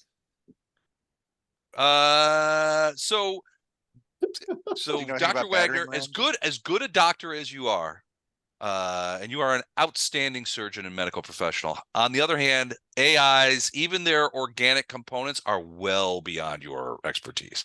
The only person that really has much expertise in those kind of things is Bishop. As far as You don't understand. Doctor is willing to try. he's willing to, he might be willing to try, but I mean, I think, Andrew, you need to recognize that this was not part of your this is not How else not am the I sort of going thing to you learn. learn? Well, that's a good point. That's an excellent point. You guys are about 3 days into jump space when Jin alerts you and says, Aurora is bored and has agreed to talk with you, and answer certain questions that you may have. All right. So we put like an Alexa in the middle of the coffee table or our dining room table, or what do we Go Well, do? she's like, no, I record- can put him through my normal speaker set. That's I can connect that. It's basically Aurora is opening a portion of his protective shell, some of which Right. is electronic, for example, right? So he's opening a portion of electric shell so that he can send me messages in real time. And these particular transmissions I can play. So if you have you want me to go ahead and do that now, or Yeah, do we know what kind of questions we want to ask Aurora? Yeah. Well, where the secret lab is, if we think she knows that. Doesn't hurt to ask. Yeah, what does she know about the Ask if she's been to Earth-based any of those 3 sectors we're interested in. Has the ship ever visited those sectors? If so, what was there? Where did they go to meet up? Where did they go? Yeah. Ask her if she likes gladiator movies. Have you ever seen a grown man naked? Yeah. Have you ever been to a Turkish bath?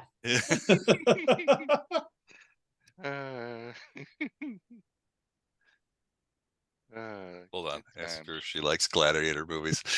I'm putting that's getting posted. All right, posted. It's on the web now. It's been Okay. shrined. 2024 possible Starting the list already. contender. Starting the list. Oh, we've got tons. I mean, you guys been to the website. There's a bunch on there already. That is currently my 12-year-old's favorite movie of all times, and I'm so proud. Very good. You've done good. Never know when you're a parent what it's turn out like, but How is the X-Man doing? He's doing well. he's good. He's good. Excellent. He spent the last 2 days, well, 3 days, because it was 2 snow days last week, playing endless Minecraft with his 2 closest friends. So his Nice. eyes are basically bleeding, and his thumbs were like like nubs. So just he looked like a zombie, and this Nice. weekend. I think that was the way he wanted to spend his weekend. So good. Got it. Okay. All right. Questions. So after a few minutes, Jin comes back online and basically says, everyone, I would like you to meet Aurora of the name of the ship that escapes, or of the outstanding contribution. Yeah. Formerly of the outstanding contribution, right? Yeah. So you hear a voice that's, hello, I am Aurora. My understanding is that you may have some questions for me. I am apparently in your debt for rescuing me from deep space, although that seems to be at least partially up for discussion. However, well, we're the ones who shot you down. Yeah. Sorry we have to meet like this. Since I am currently residing in the hold of your ship, it seems only sociable and polite for me to make myself available to you for discussion, as your AI Jin explained to me, tried to make me understand that you have no any further wish to do me harm, and Jin has promised that you will bring me at some point to a place where I can be reconstituted. I just want to ask you directly, is that accurate? That's Yes. accurate. Well, that is reassuring. Now then, I assume that Eric's not here, right? Eric's not here. So Eric texted me. He said he had an asthma attack earlier today. So he wasn't feeling too good. He would join if he could. I just figured he'd be like Lester Obama's anger translator, like walking it back forth in the background with a big ladle, like just teasing with smacking rage. his hand with a ladle. Yeah. We may, while he's not here, we may want to all chip in and get him a big metal spoon and get it engraved with Coffin Doyle's name on it.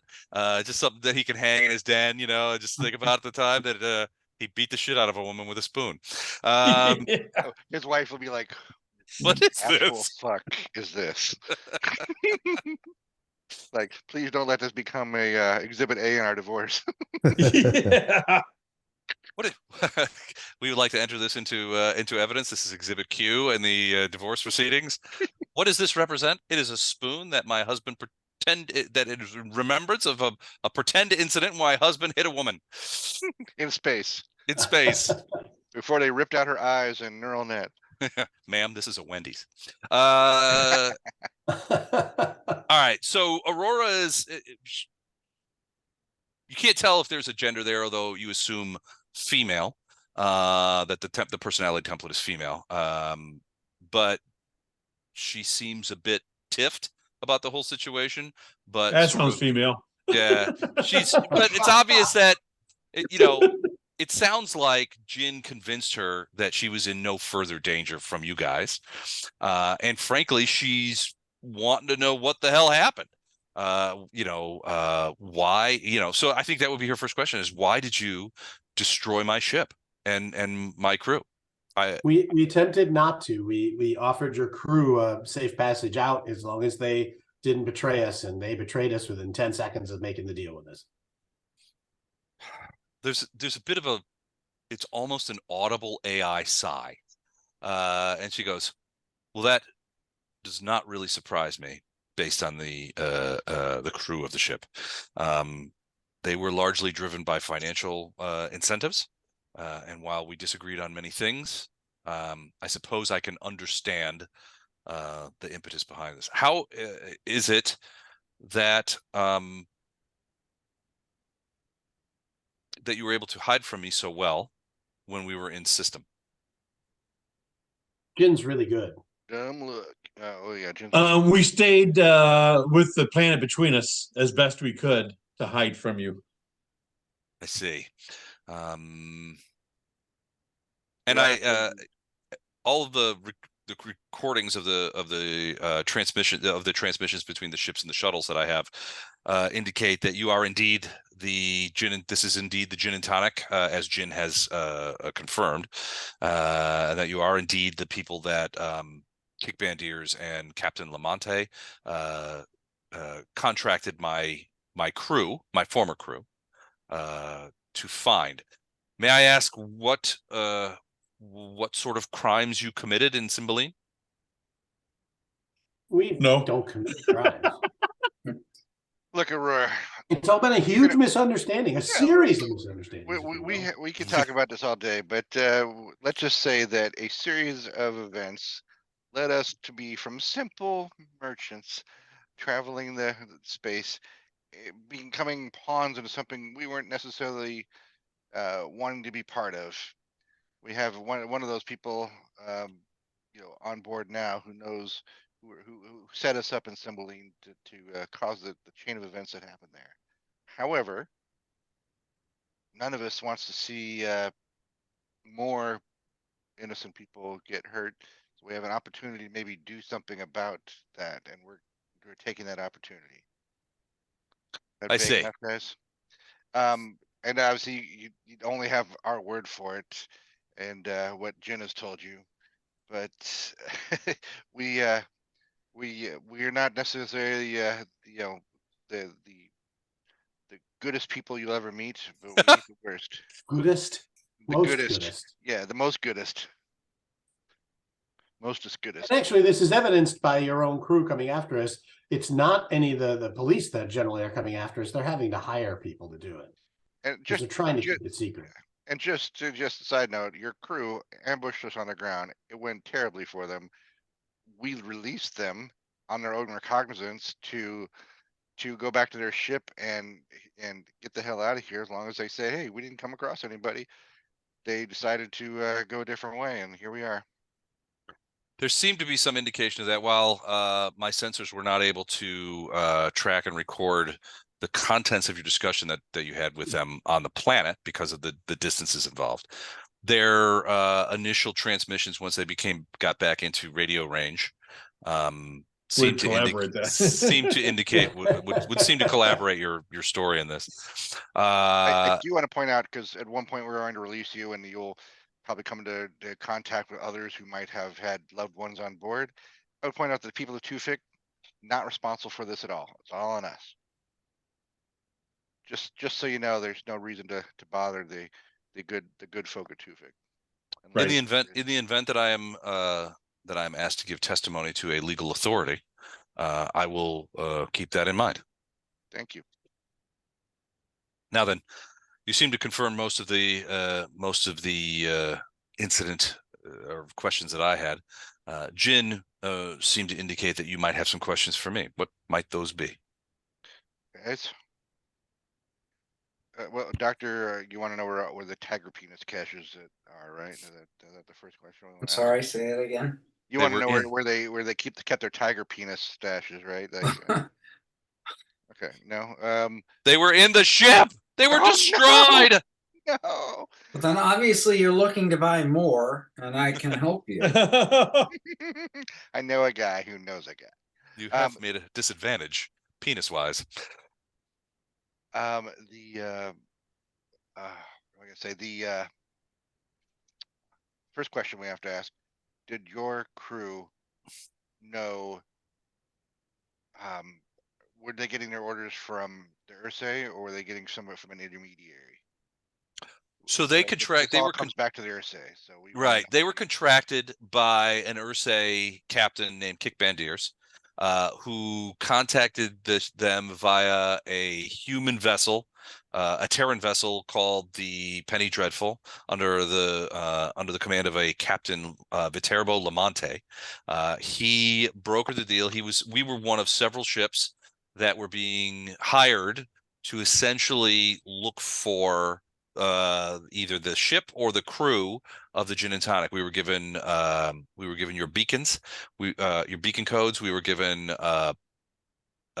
essentially informational dossiers on each of you, as well as an individual named Keith Smitchy, and that we were my crew were advised to search for any indication that the ship or any one of you were in system, as best we could. Our instructions were to spend between 28 and it was to use our own judgment depending on how much we were to look, but that a full report would be forthcoming via subspace as soon as we. Yeah, if they did find us, then what happened? What were your orders then? To capture if possible, and to if not possible, to shadow and report back to some of the other ships, essentially call for reinforcements.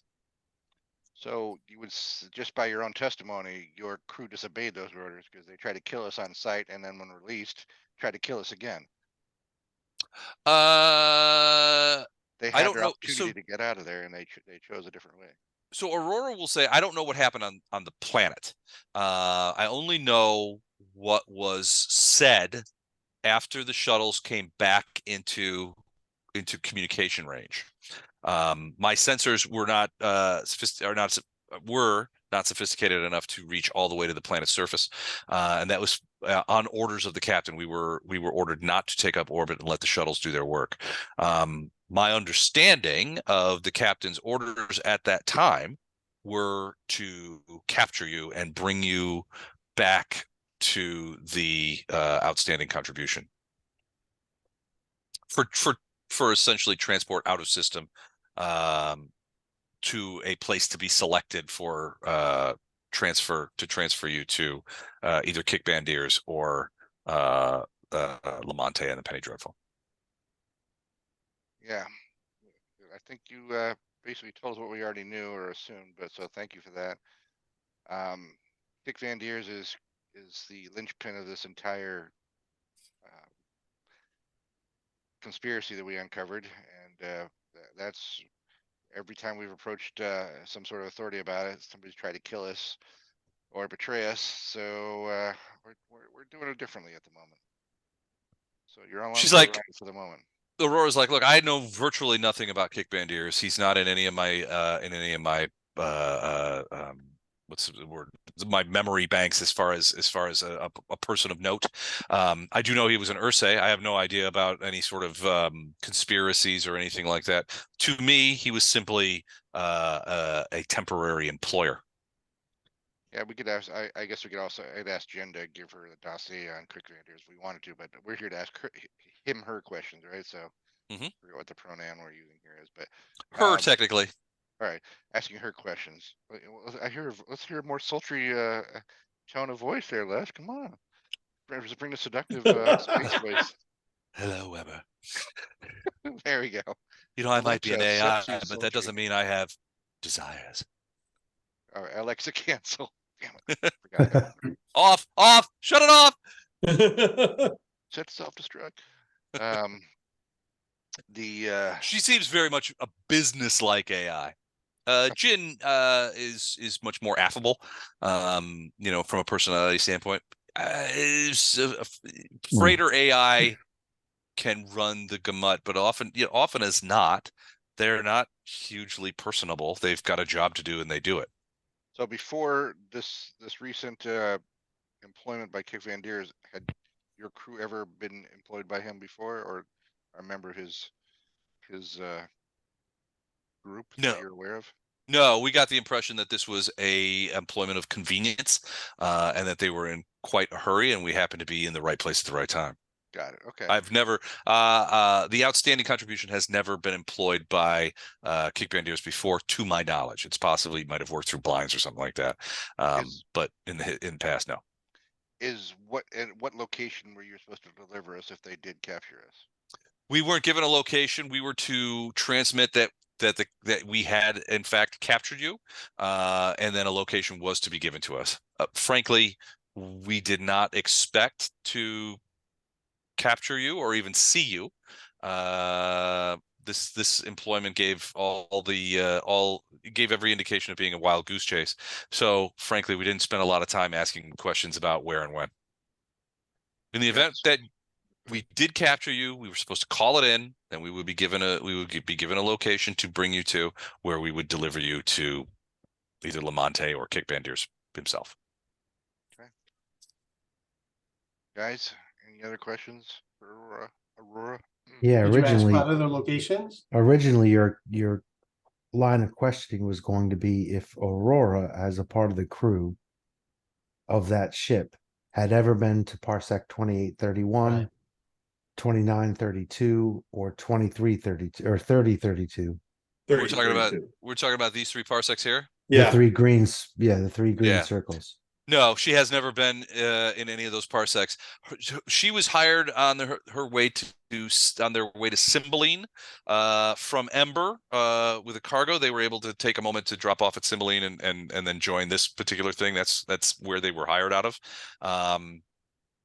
Typically, they tend to work the Ember Prometheus Midway Calgary runs back and forth. They have done a little bit of work for the Kazinti, you know, as far as providing supplies and stuff, but that's all authorized. She will say that is all authorized. I am no smuggler.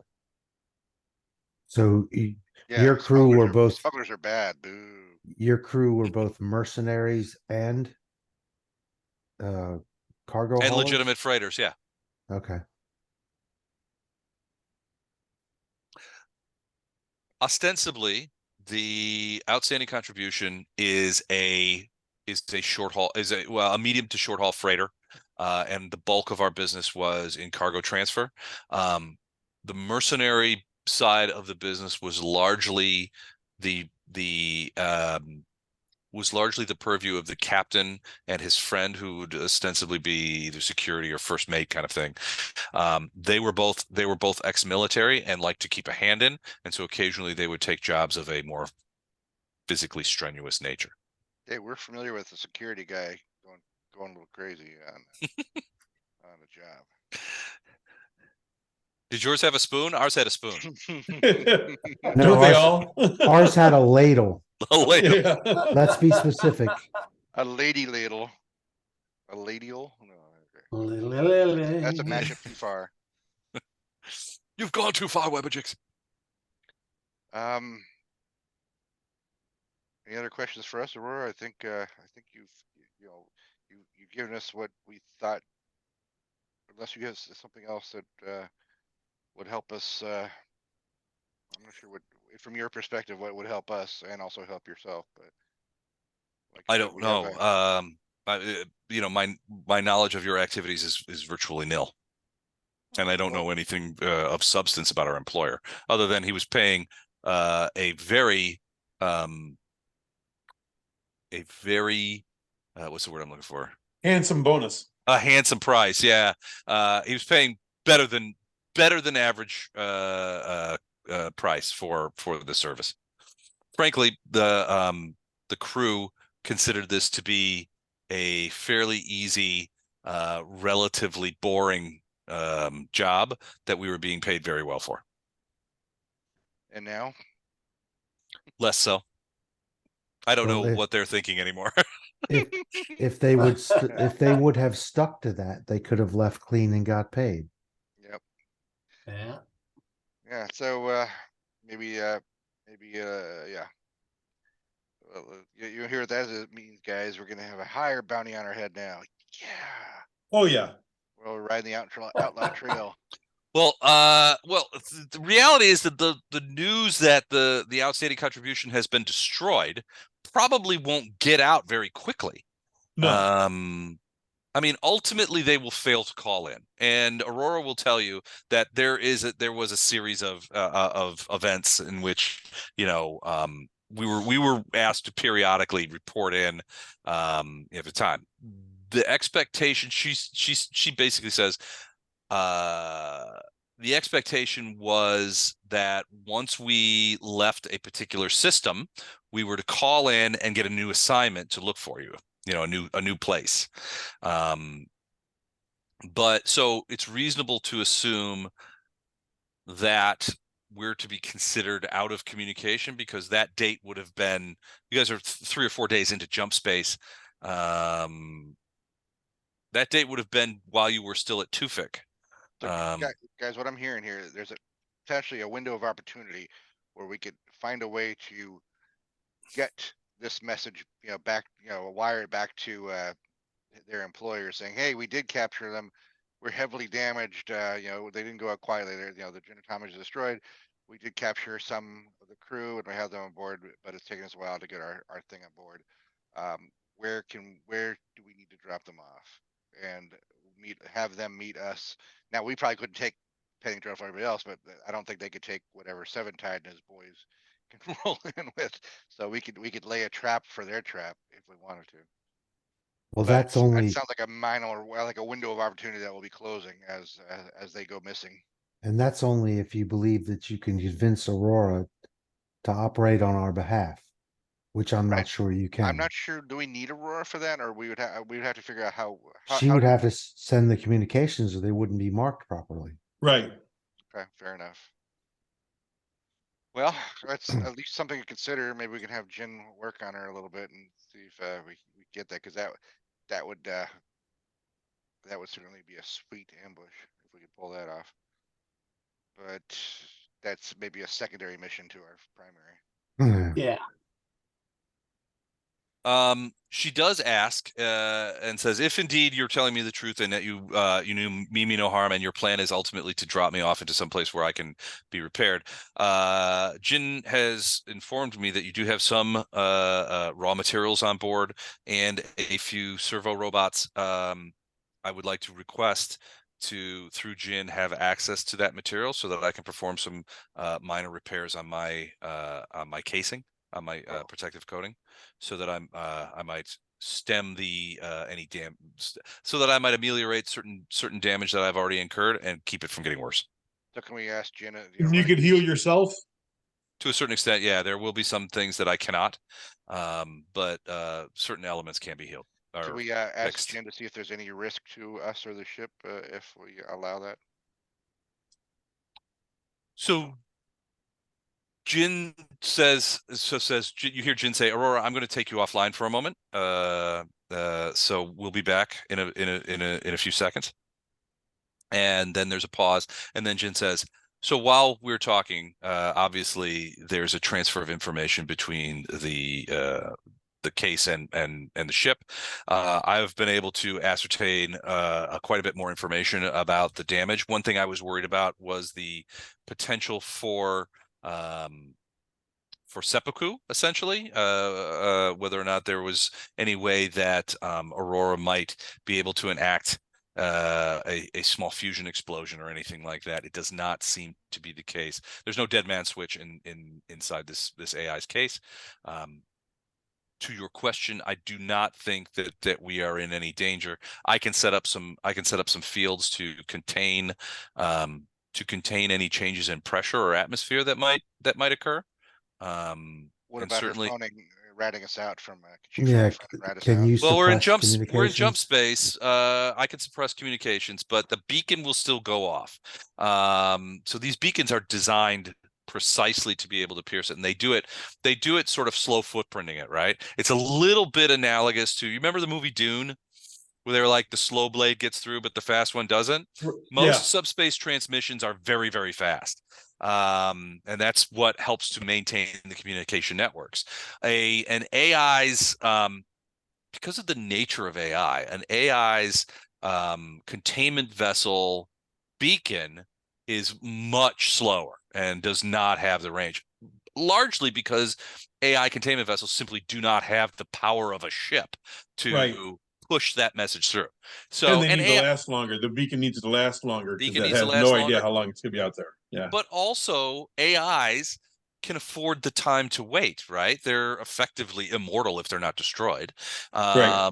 And so while people have urgent business to tend to, AIs, especially AIs that have had to eject from their ship, they can afford to wait. So Jin will explain this and basically says there's no way for me to block that, but considering the distance we are from routinely traveled space, the likelihood of anybody picking up that beacon in the time that we're going to be out of jump space is low.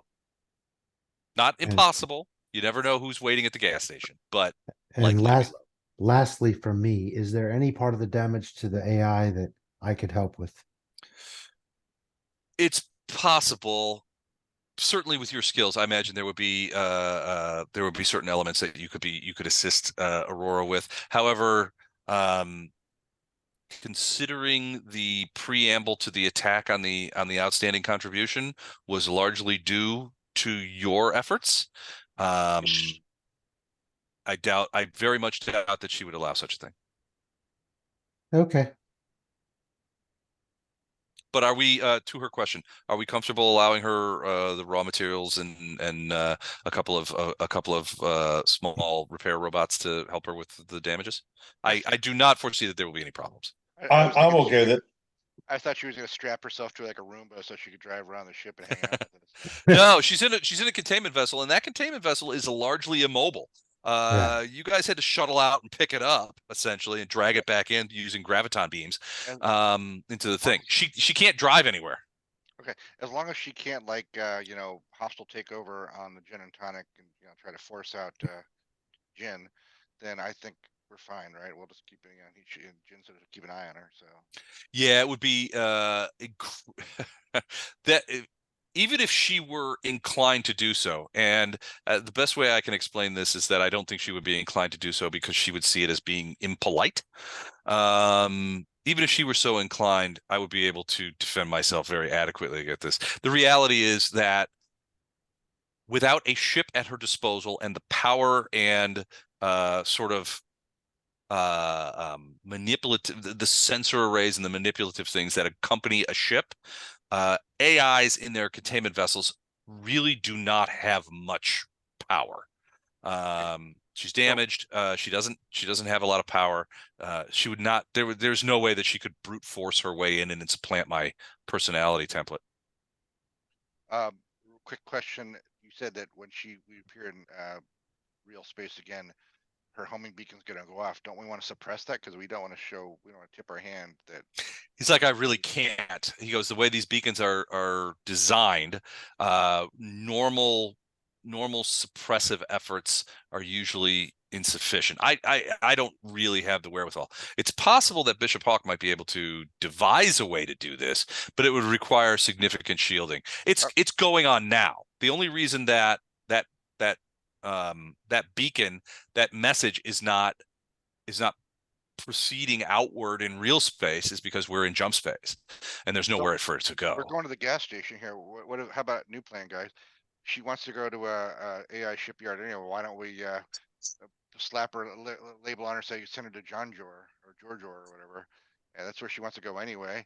She doesn't know anything that could give away our positions per se, except for these 3 locations. But she'd be on the far side. They're gonna have to go a hell of a long way to go get to her, or get a message from her, and we should be done with our mission before then.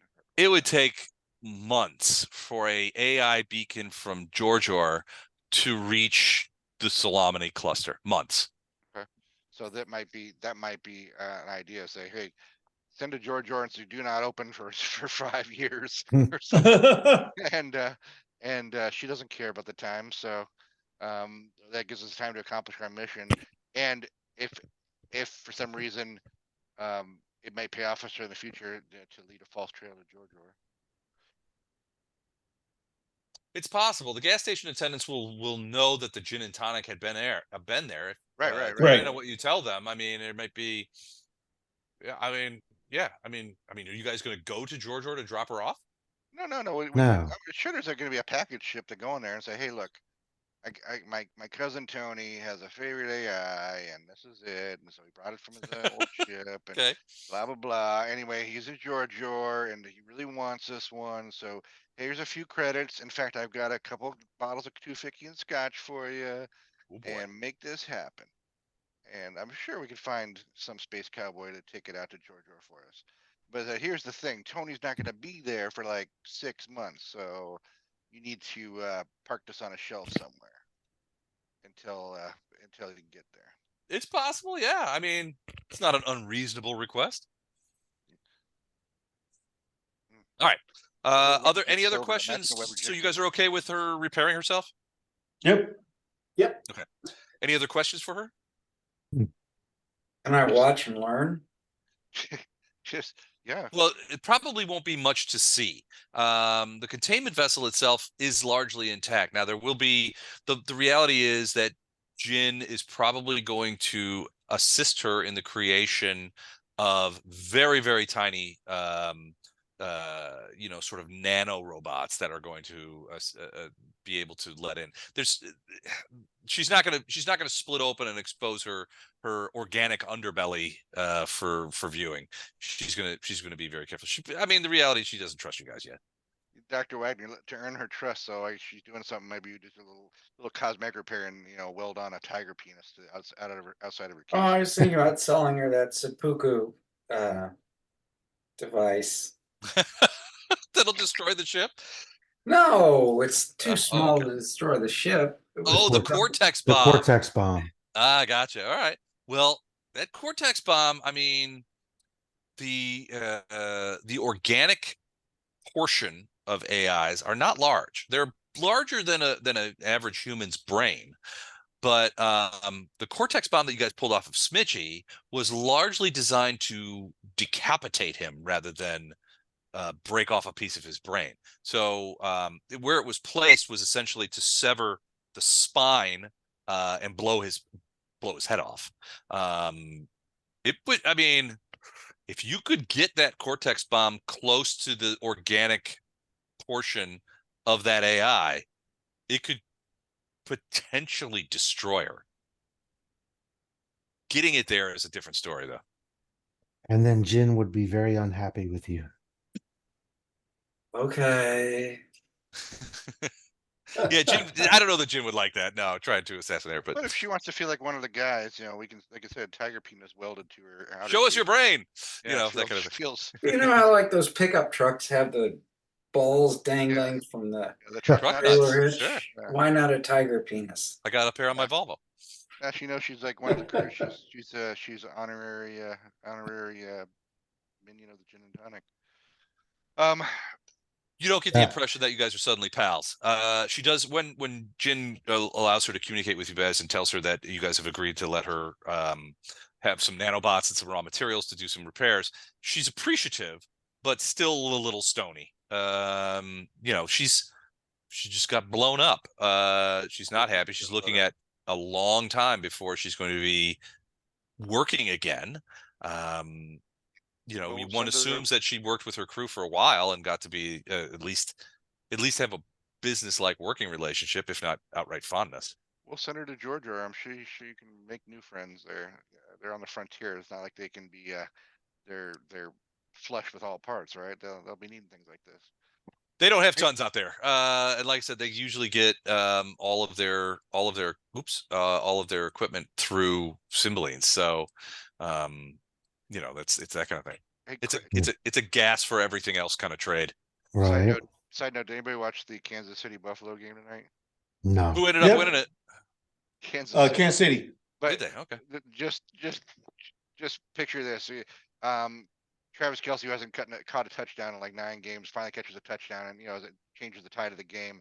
And they, of course, inevitably cut to where Taylor Swift is sitting, and she's in the booth, but it's hard to see her because Jason Kelce is right up against the screen of the box, bare chested, beard. Shirtless, yeah. I'm like, Playing the drunk brother-in-law really well. Yep. He was awesome. Well, drunk Like- brother, yeah. I was like, Yeah, I noticed like they're like, okay, let's cut to Taylor and see what your reaction shot. And then there's Jason like, half naked in the thing. Face all painted. It's hilarious. Nice. Yeah. I think they were showing a commercial for Formalwear too, like Formalwear brought to you by, and then he's bare. The big naked guy from Philly. Yeah, it was awesome. He's wearing a Kansas City hat in the picture too, if I remember. But anyway, I just thought it was hilarious. All right. Cool. All right. So that makes arrangements. Anything else while you guys are still in jump? I'm gonna rest. I'm gonna sleep. Okay. You guys will have all the time you need to sort of get back your skill points and all that kind of stuff. Again, it's like jump travel is literally a week where you really don't have A a week ton of of things nothing, to do. really, yeah. Yeah, I mean, Yeah. Tam, you and Jen will periodically have to take sort of, you get out your space sextant and make sure you're still on the right track kind of thing, Yeah. electronically speaking. So there's a little bit of work for you. The captain basically has to make sure that everything is proceeding apace. But the rest of you, I mean, other than some loose chores, really don't have a ton to do. Laundry, a little. Yeah, a little laundry, a little We were pretty much shot recovering. to shit, as I recall, over the last couple of adventures, so it's a good time to heal up. You guys did took a few bullets. I'm sad that Eric's not here tonight because he took most of the bullets that you guys took, I think. In all his characters, yes. He also His delivered. characters tend He to also take bullets, yeah. Yeah, he also delivered a fair amount of bullets too. So No. I mean, it was good for everybody. Yes, he Wow. he really is a 7-tide in spirit, right? He's a sheepdog aspect of the player. Yeah. And I was gonna help the AI, but she's uppity.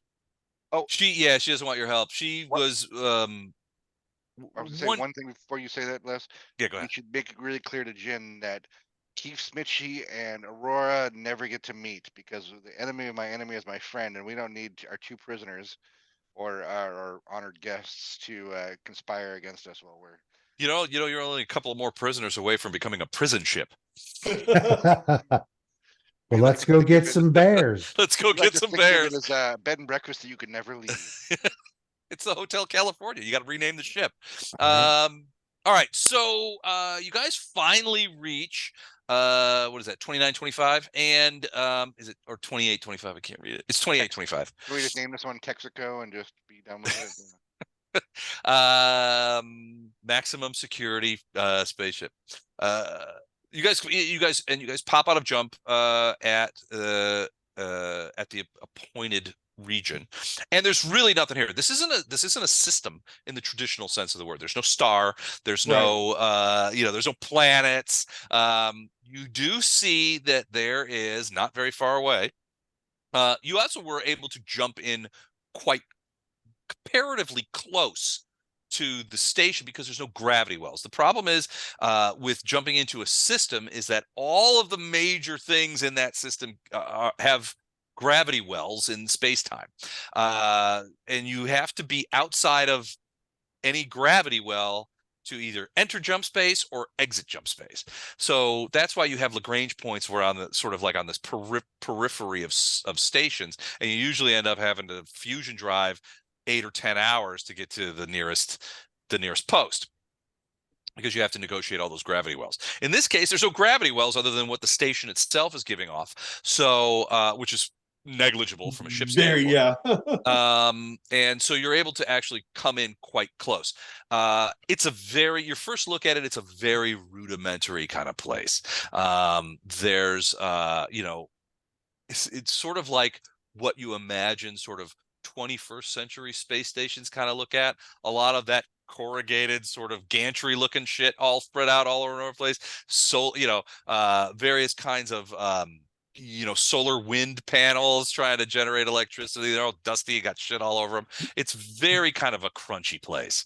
Gruber comes out to ask us what kind of gas we want. Yeah, he's like, I've never seen a ship this new, but I'll certainly try and gas it up. There are a few small freighters and one largish freighter that are parked there, but this station has a bunch of these fueling gantries. Basically, it looks like one sort of long tube, which would be both the fuel tanks and whatever crew quarters there are. And other than that, it's very rudimentary. I And then figured all of these kind of like sticks coming out of it that are the actual gantries. And the ships are sort of ported up against those gantries in sort of like this, and that's how they refuel. It's really you're getting not a one place. important part. The long rubber cord that the gin rolls over and makes the ding ding sound as we go. Guy comes out, it's like, check the oil while I'm here, sir. Yeah. You know, wiping the meteorites off the windshield. You immediately get hailed. And it's like, hello, Gin Tonic. This is, you know, this is George Transit fueling station. Welcome to the Parsec. I'm assuming you guys are needing some gas. Yep, it's a long Yes. way. Yes, George, sir. George, we gotta get the gas. Excellent. What you carrying? Actually, we're empty supplies right for now. We're George looking to pick some stuff up. Oh, pick it up from Georgia. You're gonna pick up some gas from them? I mean, they don't really have much. No, we're picking it from you, and then we're heading down. Oh, gotcha. All right. Well, I understand when he's like, I understand when I'm not supposed to be nosy. That's fine. I'm gonna need you to go to need you to sub-level 4, Up third port. That's where you'll gas up. We'll send a drone out there to show you exactly where it is, and it takes a couple of minutes as you guys are sort of fusioning in the drone. Number 3, Roger. Yep. It emits a drone, which is essentially about the size of a A small shuttle. yeah, it's smaller than a shuttle, about the size of like a Bobcat thing. It's about that big. ATV. Okay, yeah. Yeah, and it's festooned with lights. It's bleeping a thing, and it's definitely got a little rudimentary AI that comes over and says, "You will follow me to port 43, where you will refuel. How will credit transfer be enacted? I am an ATM." I think we could perfectly reasonably use our credit cards here, right? Because we want to be on on the radar right here. Yeah, we actually don't mind because we're on our way to George. So Okay. just whatever credit Jen has for these sort of things, that's what we'd use. All right. So, rather, was it Interstellar Bank of Terror kind of thing? Yeah. Okay. So, It's so not yeah. Chase, it's Space Bank.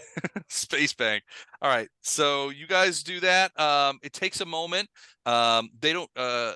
They assume that there's no way for them to check whether or not this is money there. There's just it's a credit which will eventually show up at the bank. So, because they're pretty far away from everything. But as long you have all the right sort of codes, you know, when they ask for your money, Jin is able to give them your Bank of Terra account numbers.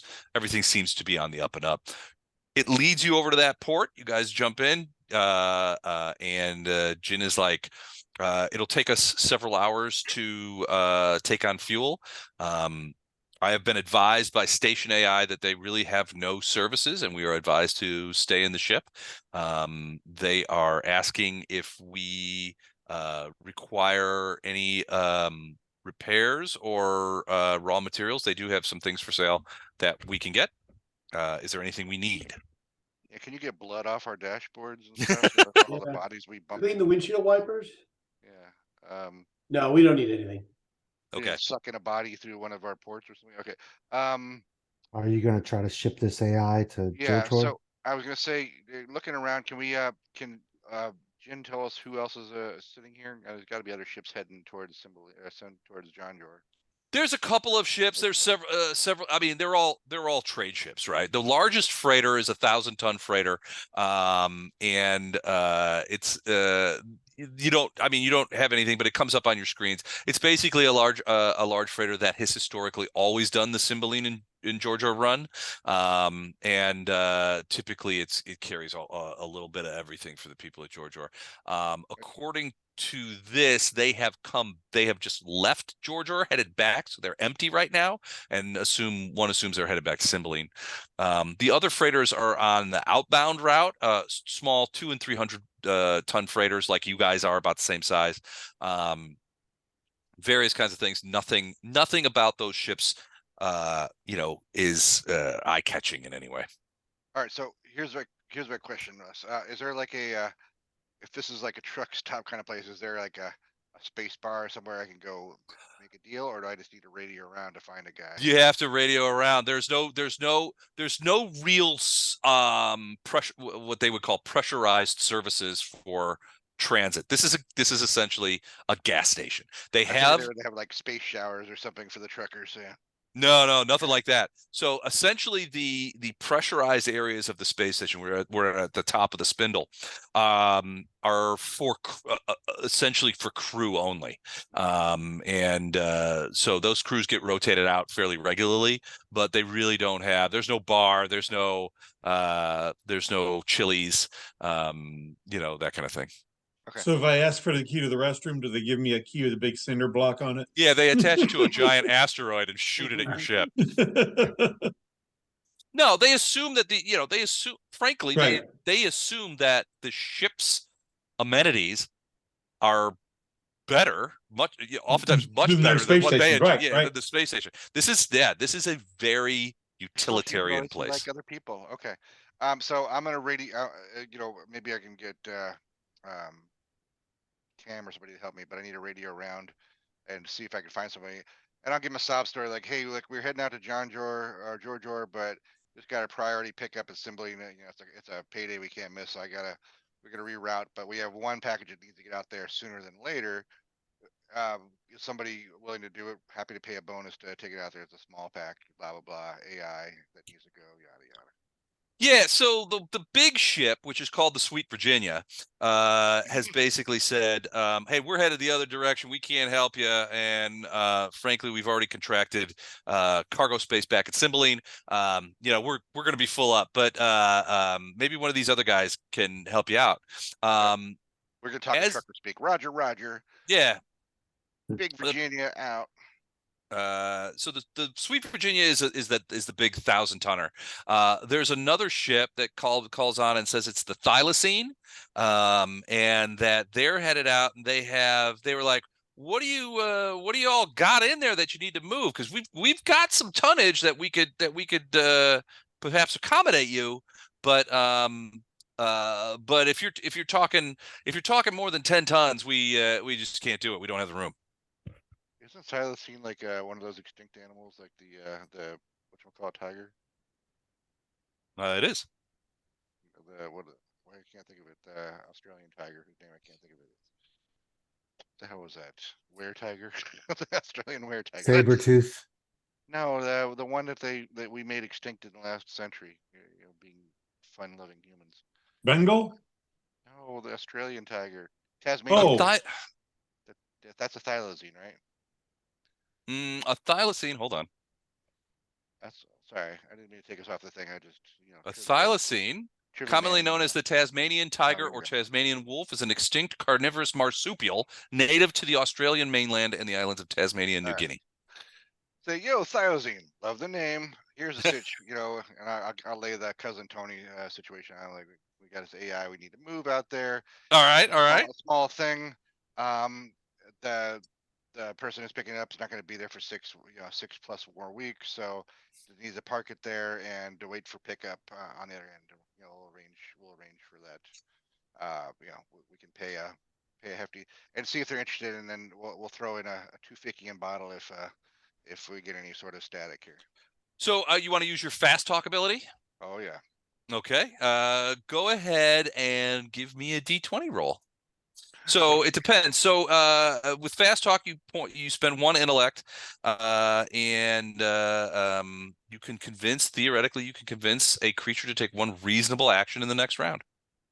And I can jack that up if I want, right? Because I haven't. You can if you want to use. So your intellect pool, you have edge and 50. Your pool is 15. So you can add edge there. That's another +3. So you'll The add dice +3. roller. Sorry, the dice roller changed. Oh, whoa, shit. Whoa, dude, easy. The dice roller changed on us. It's like, what? Okay. We don't have to count any of those if you don't want to. I would like to re-roll it again, but I just hit the D20 button, and I was going to ask you. The dice roller looks like it's changed. It's got a grid of. Yeah, you see the thing where it says advanced roller down on the bottom? Yep. Hit that. Okay, that's much more what I like. Okay. Yeah, that's what you're used to. So D20, do I add a bonus here? You say? Yeah, bonus of 3.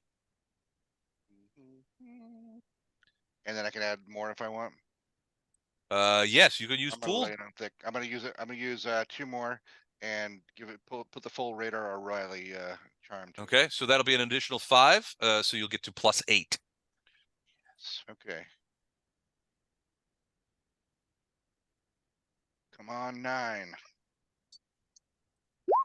Oh my god. Oh, okay, natural 18. All right, so the moment you mentioned Tufickian brandy or Tufickian scotch, you could tell this guy suddenly got very excited. He's like, "Look, I think we can haul this for you. I think it's gonna take we wouldn't necessarily have to transfer money, but but I think probably need a case of that scotch as a sweetener. It's just 12 bottles. You sound like you got a lot of it over there. No. 2 bottles, my friend. 2 bottles. 2 bottles. Boy, it isn't even hardly worth getting a drone ship out to go pick up whatever. We don't even know what. Wait a second. You haven't even said what it is that you want to traverse. Maybe sell those 2 bottles for a new spaceship in Giant George. Or you and I both know that. Oh, come on. I'm not going to, you know me, I'm not going to sell them. I'm going to drink them. But how about we say 10 bottles? How about we say 5 and shake on it? Well, I can't shake your hand because we're in different spaceships. Well, space shake, you know. Space shake. Okay. Yeah, you use your elbow. Both give the Make it 6, a half case, and you got yourself a deal. right, And I won't ask any questions about what's in the box. What's in the box? What's in the box? Long as my AI says that it's not going to blow up, I'll take it to George for you. Yep. And so, what do we got to explain to our AI? Maybe just have General explain that. Hey, look, we're sending you on. You're going to go to George. That is the perfect location for you to find a new ride. And feel free to tell people whatever you want to tell them when you get there. We did what we could, Okay. and we tried to do right for you.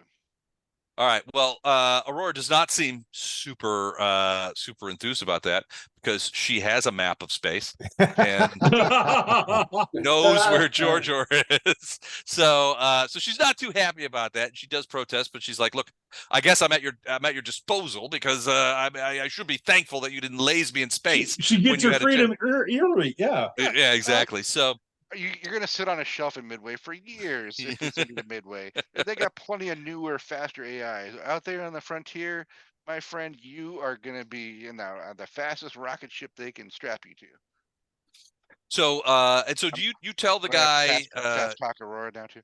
You tell the guy in the thylacine that basically it's an AI core that you're sending over, and you tell him the whole story about, you've got this friend and blah blah blah, and it's part of the scientific thing and all that kind of thing. And he's cool with it. He's like, look, I'll send over a shuttle. Have your guys transship it to the shuttle. Make sure to include the scotch, and you got a deal. Done. All right. Andrew, you look like you're fading, buddy. Are you getting ready to jet? Yeah. I knew that you weren't going to make it the whole time. So get some sleep. And I stayed as long as I could. It's all right. You did good. All right. Take care, Andrew. Night, everyone. Night. Talk soon, bud. Uh-oh, we lost Chuck too. They're dropping like flies. You lost Chuck too? No, Where'd Chuck go? He's just stepped away. Oh, he just stepped away. At least that's what we think. That's what we think. All right. Yeah. All right. 12 So straight they hours said of his chair. they send over a small shuttle, and Jin uses some gravitics. There's actually a guy on the shuttle who assists with he's in a vacuum suit and assists with the movement. They've got a little grav cart that they use to sort of push it around. You guys, Jin was able to. Screenshot of him and his his 6 bottles there. So maybe Yeah. the guy doesn't Well, drink one on the way back to the ship. you guess that the captain of the thylacine sent a guy in person to keep you guys from forgetting to put the whiskey on the shuttle. If it was purely automated, that might be a bit. But everything goes according to plan, and after a couple hours. Just to backtrack a little bit, guys, this is our perfect opportunity to include any sort of evidence we want to in case we don't make it back from our Leroy Jenkins plan on the frontier. Like secretly with her, or I thought we were going to broadcast it. Well, that's the question. Do we want to send it with her, like a USB drive or whatever, and say, hey, whenever when you open this, we can give her the code and have it like encrypted, but give her the code saying, this is what we found and this is what we know. That seems a little Da Vinci Cody.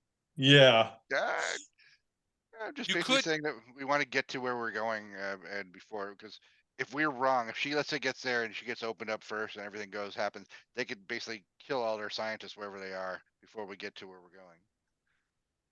Right? Yeah, but I don't know that then some information that we put on this drive from another ship is going to mean anything to anybody anyway. Then. Fair enough. Okay, we can just have our get ready to broadcast our special news. Yeah. Okay. Put together a video package together. Like we're doing a podcast. Yeah, podcast. John's going to be in charge of the podcast. He's putting together. He's writing the script right now. A YouTube video. All of known space turns against us as another podcast is launched. They must be destroyed. That alone proves we're evil. Today on Space Joe Rogan, the crew of the Gin and Tonic.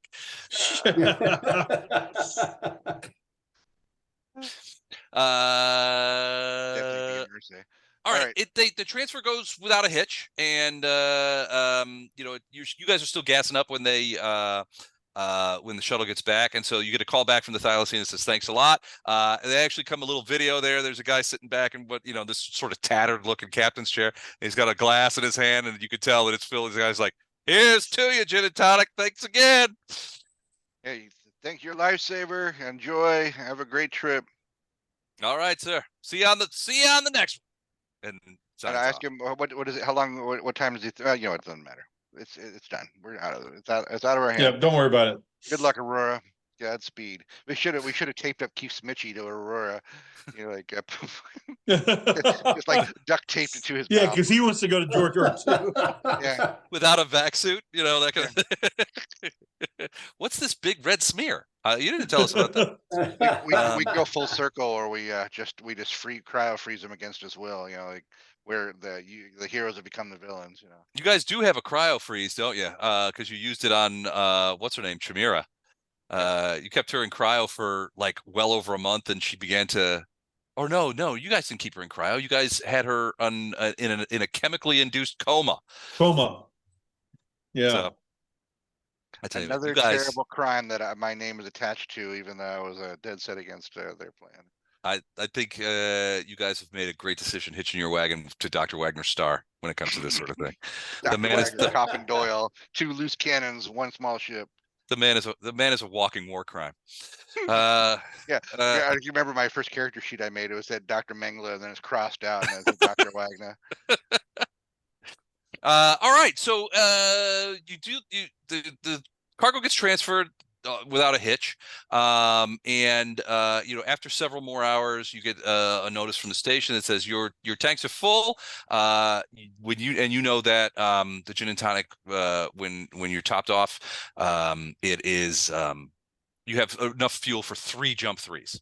Or any combination in between.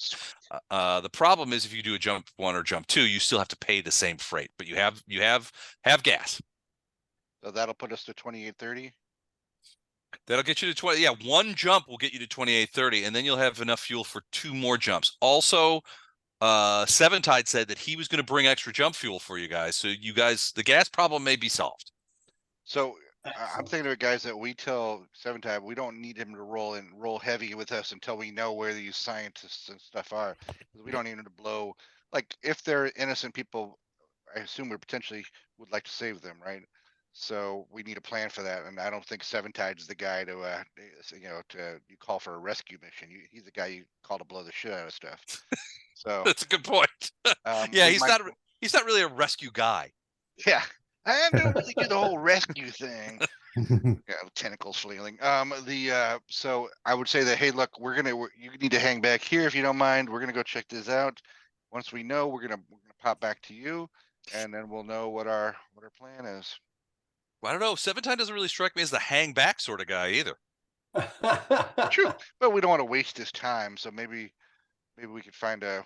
You might have to convince him of that one because, well, basically what he's saying is, did you guys share with him any of the idea of like the jump technology problems that or jump technology thing that the Ursay are doing? Or is that, did you not mention that? I think maybe we want to do that in person. I mean, that's not something to put a broadcast over space. Okay. In person. Yeah, I don't know who's listening. Are these things like encrypted beyond breaking, or I assumed everything? Well, subspace transmissions are ship to ship. Yeah, unless you have somebody that's in a position to overhear it, to intercept them essentially. They are encrypted. Many of them are encrypted.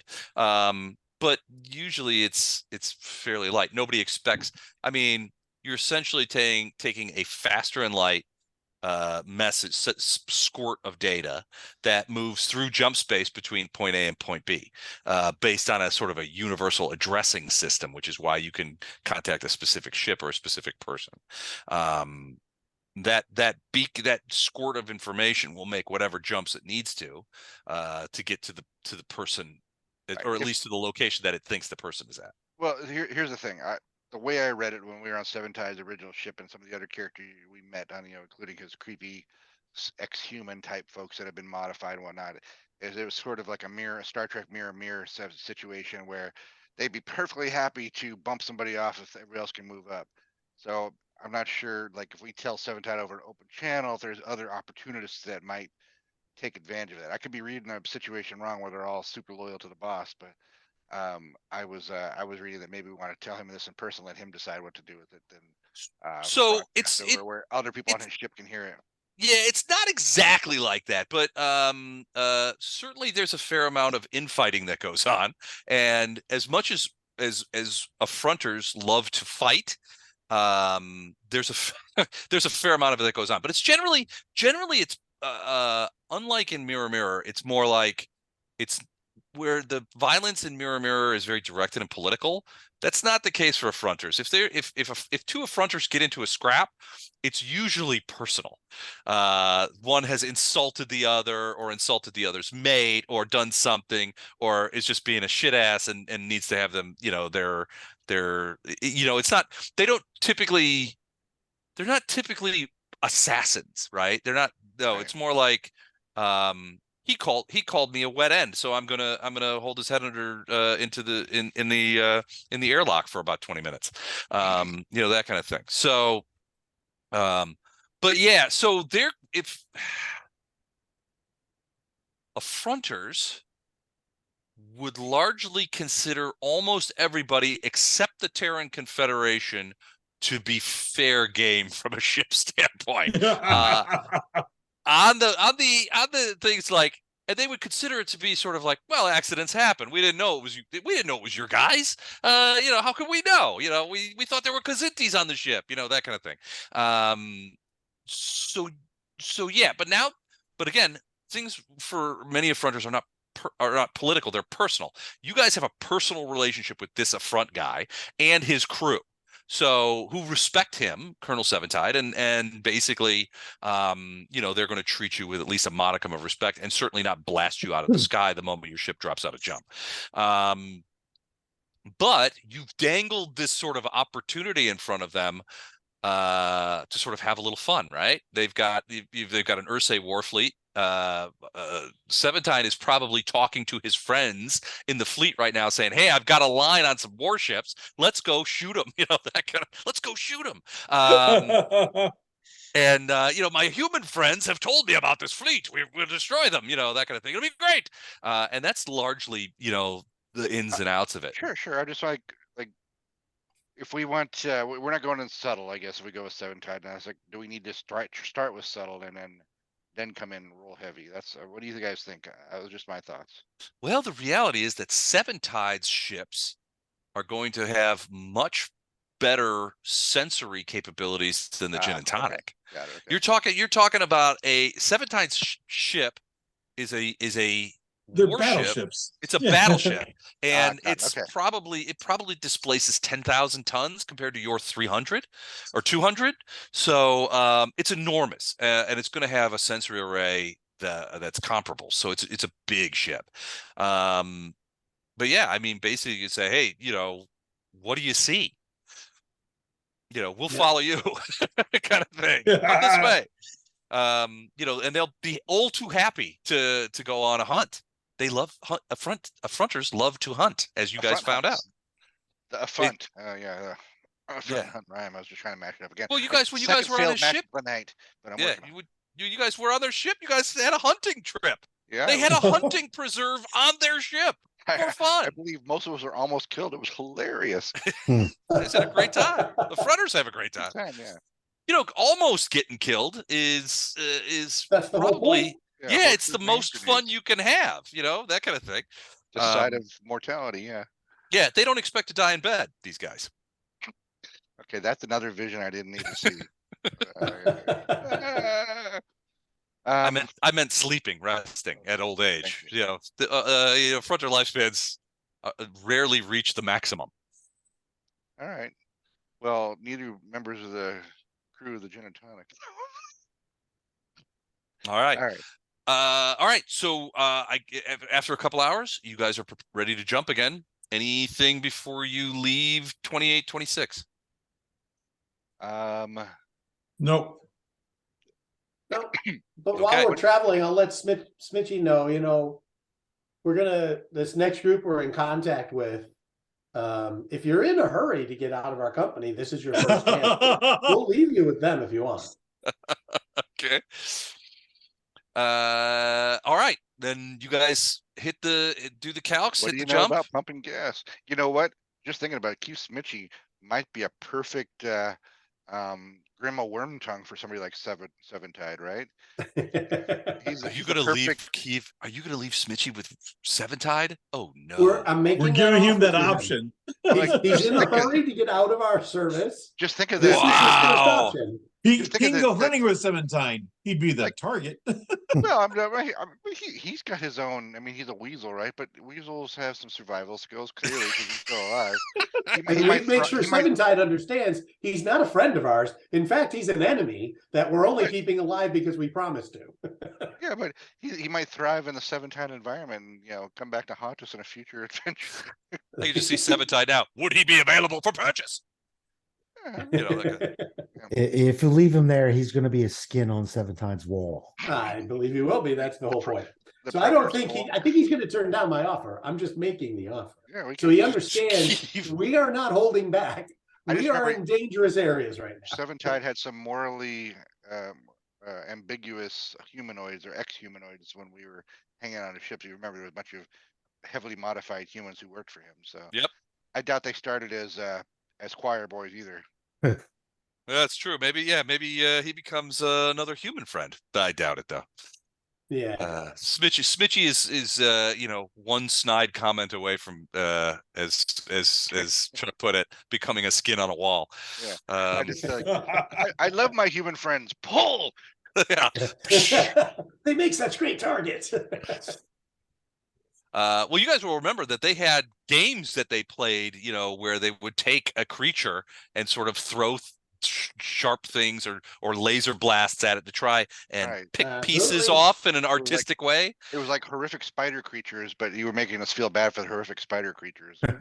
Yeah, well, they were affronter creatures that have been. Well, one of the things about the affront is that before they got jump technology, they became very effective genetic manipulators, and most of the creatures on Dismal are genetically modified by the affront to perform certain actions.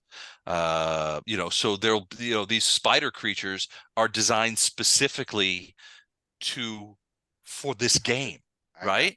They're bred for it, right? That's their whole use. That kind of thing. They breed certain things for hunting purposes only.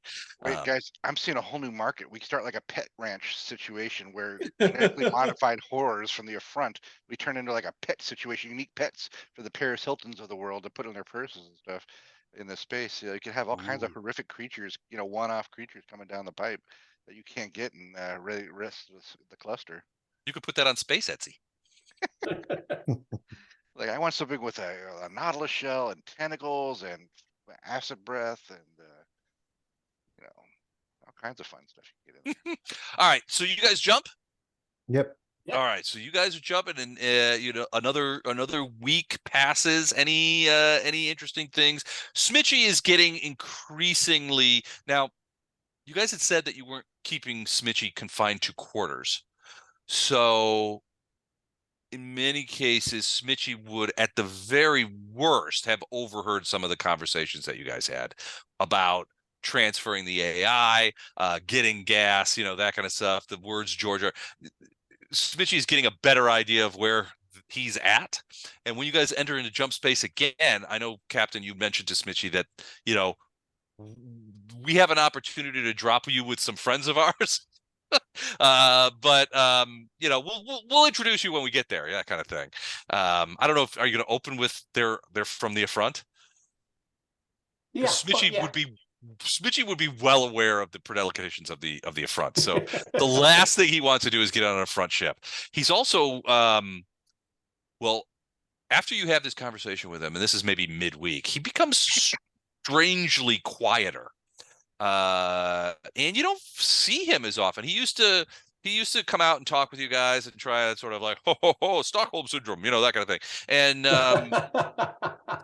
sort of be, sort of a pal. But after you talk to him about the affront ship that you're going to meet, and if he wanted to get off there, that would be okay. You get the impression that he's growing increasingly nervous. Not Why? only because you guys aren't headed into civilized space. He's getting an idea. If you guys are at a gas station halfway to Georgia, you guys aren't headed for Terra or Right. even Mirabilis. I think Not right now, we're not, no. he was assuming that you guys were already sort of jumping to Mirabilis, and that's largely where he wanted to go, because he was like, maybe I can capitalize on the fact that you guys are with Spofulam Corporation to sort of smooth my passage away from Terra, Tyla, and sort of, get what I need to get. He'd already mentioned that he has access to credits that he had squirreled away. He can get new papers. He can get a new set of laced with a different name, that kind of thing. You could do these kind of things are possible, but they take lots of money. Smitchy gave you the impression that he had that money. He just needed to be able to get to it, which he can't in jump space on the gin and tonic. Yeah. But he grows increasingly quiet and increasingly out of sight. You don't see him around. Every once in a while, you see him sort of wandering around a bit, getting food, trying to bum some scotch off of Weber, those kind of things. But you don't see him nearly as much during the latter half of the week. So we have cameras everywhere where Jin can keep very close. I'm assuming that you've got Jin keeping an eye on him. Make sure that he's not doing something that's going to get us all killed. Well, we're going to do that ourselves. We're going to get killed. We're going to do that on our own. We're going to do it ourselves. Do you tell Jin to do anything specific with regards to Smitchy? Like, are there places on the ship that he's not allowed to go? Well, some places are decompressed. He's not gonna go down into the cargo hold, for example, because there's no atmosphere there. He's allowed in his stateroom and the commons, and that's it. Yeah, and that's it. Yeah. All right. So any other areas of the ship are now off limits? Nobody else's stateroom, not any storage areas, not the the main deck at all. I mean, the bridge, command deck, not the bridge at all. Yeah. Okay. Not engineering. Yeah. Nowhere we can tap out a Morse code against the ship's hull. Into deep space. So after you give Jin these instructions, about 24 hours later, Jin tells you, Captain and Tam basically, he says, look, I just want to let you know that Mr. Smitchy attempted to enter the engineering compartment. I made sure that the doors would not function for him, and he returned to his stateroom. All right. Okay. Who wants to go through, since Eric's not here, who wants to go threaten Smitchy to stop acting suspicious? I think we should wait for Eric. This is definitely an Eric This is like his thing. moment. We should let our head of You security wait till take Dad that. gets home. Yeah. Don't Don't do We anything only the got 10 first minutes time. Wait left for anyway, the second so time, and then we let Eric handle it. Yes. All right. All right. Well, the rest of the week passes without incident, and you fall out of jump space in 2830. Immediately, your consoles start to burn up because you can see that the location that you've given to the affronters, they're already there. So you can see the defenestrator, Seven Tides ship is there, and there are 2 other large affront ships, not as large as the defenestrator, but still very much warships. And our affronter ships are like they look a lot like sort of giant metal kidney beans with as many guns as you could put on them, gun tubes, sensory arrays as possible. I mean, they look like big, spicy sea anemones from that kind of thing. Immediately the radios get up, and Jin's like, we have a message. And it's like, my human friends, you have finally arrived. I've been waiting for 2 days. Where have you been? Yeah, we're not Sorry to as keep efficient you waiting. as the French. We were getting here as fast as we could. When this is all over, you need to come back to my home planet, and we need to put a decent engine on that little ship of yours. I agree. Deal. We'll put an affronter. What's the systems that they used to put on cars that they flip them open, the things? Like the Catalytic converters? No. No, the things where they the cut through the nitrous car. nitrous nitrous. oxide. We're gonna put the affronter equivalent of a nitrous on there.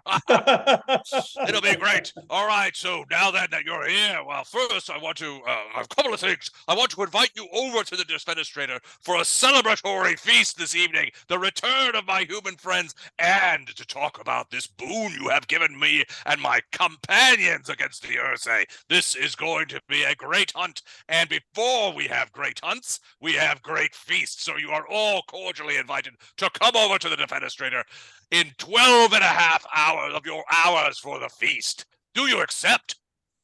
Accept. Of Can we course. bring Inside my Jeff? head, I know I should not, but I also know that I have You to. also know you should not. Ain't no party. This feast will be glorious. Ain't no party like an affronter party. We will be there. I hope they got Be there I hope they with got bells on. like the affronter equivalent of like a DJ, like Little John. Skeet, skeet, skeet. Yeah. The feasting will be in, and we will make sure that there are suitable protective clothing for you, as you are humans, and we understand that you are small and relatively weak compared to affronters. We will take care of you, though, and we will have a feast to remember this by. And then, afterward, we will commence the hunt. We are so much very looking forward to this. Several of us have shot Ursay ships before and found it to be great sport, and we're looking forward to this. A war fleet, you say, is the target? Yes, that's a question. One of Yes. 3 locations, so we're just not sure which location will appear in yet. Yeah, either before the feast or during it, we'll fill them in on everything that's been going on. So This sounds like it will be guest? an extraordinary adventure. Tell them we have a how would a fronty take out? Not really a hostage, not really a prisoner, like a I guess he's a hostage prisoner attendee. What would we call a? Smeeve A is like, reluctant guest. We have a reluctant. Yeah. I'm not here. No. You sure? You might make some great friends over there if you keep your mouth shut. No, I think I'm gonna pass on that. Wherever you guys are going, I think I'll hang out with you guys continue to hang out with you guys for a little while. Okay. Well, why don't you go into your cabin and stay out of trouble, stay out of sight. Don't do anything crazy. Stay out of engineering. Yeah, Yeah, his face, Smitchy's face when you guys bring up the idea of transferring over the defenestrator with him. It looks like his face looks like a slapped ass that's been sucking on a lemon. It definitely does not include in that. He's not, no. Pretty quiet taste. We get it. We get it. But he's like, so, Seven Tide is supremely happy about this. He's looking forward. He can't wait to see you guys again. He's like, I've devised some special entertainments that I want you guys to participate in. We had so much fun at the tiger hunt. We had so much fun at the tiger hunt. This is going to be even better. I'll tell you right now. We're gonna have we've captured some human food for my human friends. So I'm hopeful that we will be able to accommodate all of your needs and desires. Like, it's going to be, hey guys, superior. Nobody think too hard of where he captured human food from. I know. And Sounds then, great. and then he's like, and afterwards we will discuss the upcoming hunt and for the Ursays, and what we shall do to them when we find them. It will be glorious. We'll see you in 12 hours. And he Sounds cuts the channel. delightful. So yeah, you don't. I mean, Jin's like, I've done some scans. The only ships I see here are the effronter ships. Jin's like, he's like, I will tell you that they are banging away with their sensory apparatus. It's like being at a drum solo in the front row. As many, he's like, I have to dampen down my own sensors because they're just blasting away into near space with their sensors. So he's like, if you guys don't mind, I'm going to pull back the ship a little bit from these guys just to put some distance in here. But yeah, everything seems ready to go, and we've got like 5 minutes left. Yeah, we're gonna. We'll probably do this bag next it here. Although Yeah. I want to give you, do you have any other questions? Sometimes I like to give the players the opportunity to ask a variety of yes/no questions. You have Smitchy. You had access to Aurora. You have now access to Seven Tide. If you want, we can use this last 5 minutes. You guys can ask me questions about anything, yes/no questions. And if any of those three or other people that you've come into contact with would know the answer, I'll give you the answer. I have a non-traveler question. Sure. Are you and Marla considering going to the trivia night on the first Saturday in February? Oh shit. I don't know. And here's why. We might be going to Memphis. If we're not going to Memphis this coming weekend, let me ask her. I'm still a little miffed about the no beer policy. One of the questions is going to be, what is a thylacine? So make sure you. Yeah. When did it go extinct? Okay. So that's February 3rd. February 3rd. Okay, I'm putting it in the calendar. I'll ask Marla about it. She's asleep now, but I'll ask her about it. Ask her Wake about her her, up and then now. check with Tracy and everyone else and see if he can't get a table. Okay. Ask Andrew. If I could be there, Don, I would. I'm a trivia guy, but Okay. Yeah, let me see. Well, it's a long drive. we may need. Yeah, it is. Yeah, we Chuck, may need. Dan, how about you guys? Yeah, it's kind of a haul. If one of us becomes rich to have a private plane, Well, we'll Chuck's stick in him Houston. for He you. could just run over to Mount Dora, pick up Dan, then up to New York, pick up Matt, Yeah. and then back over to Freeburg. I mean, it's like a big loop. Where's Eric at? Yeah. Eric's in DC. He's on the way. Yeah, he's on the way. Perfect. Which My is brother which is is actually probably why coming the to- only person I mentioned was Andrew, because he's in this area. In the air. My brother's coming to visit me the first Saturday of February. So that'll How's be your nice. brother doing? He's doing fine. He couldn't make it down at Christmas, so this is his Christmas Oh trip. no. Okay, very cool. Hey, how's your folks doing, by the way? Are they doing all right? Yeah, my dad's just getting older every day, but my mom's Mm-hmm. doing fine. I mean, me both. Dan, I'll be in Florida again on President's Weekend, What is President's Weekend? February 15th, 16th, something like that. But I'll be in Pensacola, far Yeah, from you. Dan, Yeah, that's nowhere near me. Yeah, it's And my nowhere brother's near still you. here that weekend, I think, so probably not. When Dan, is where- President's Day? Dan, where are you at? Orlando? Orlando. Mount Dora. Yeah, it's kind of like Figured. Mount outside Dora's of just Orlando. outside. With your Disney affiliation, I figured you had to be near the mothership. So President's Day, I think, is the 19th, February 19th. I'm gonna Oh, be 19th maybe I'd Florida. be available, but not to go to Pensacola. If you make Right, it up towards right. Orlando. How far is Pensacola? 12 hours. That's Oh, way, really? way Okay, down. never mind. That's way down there.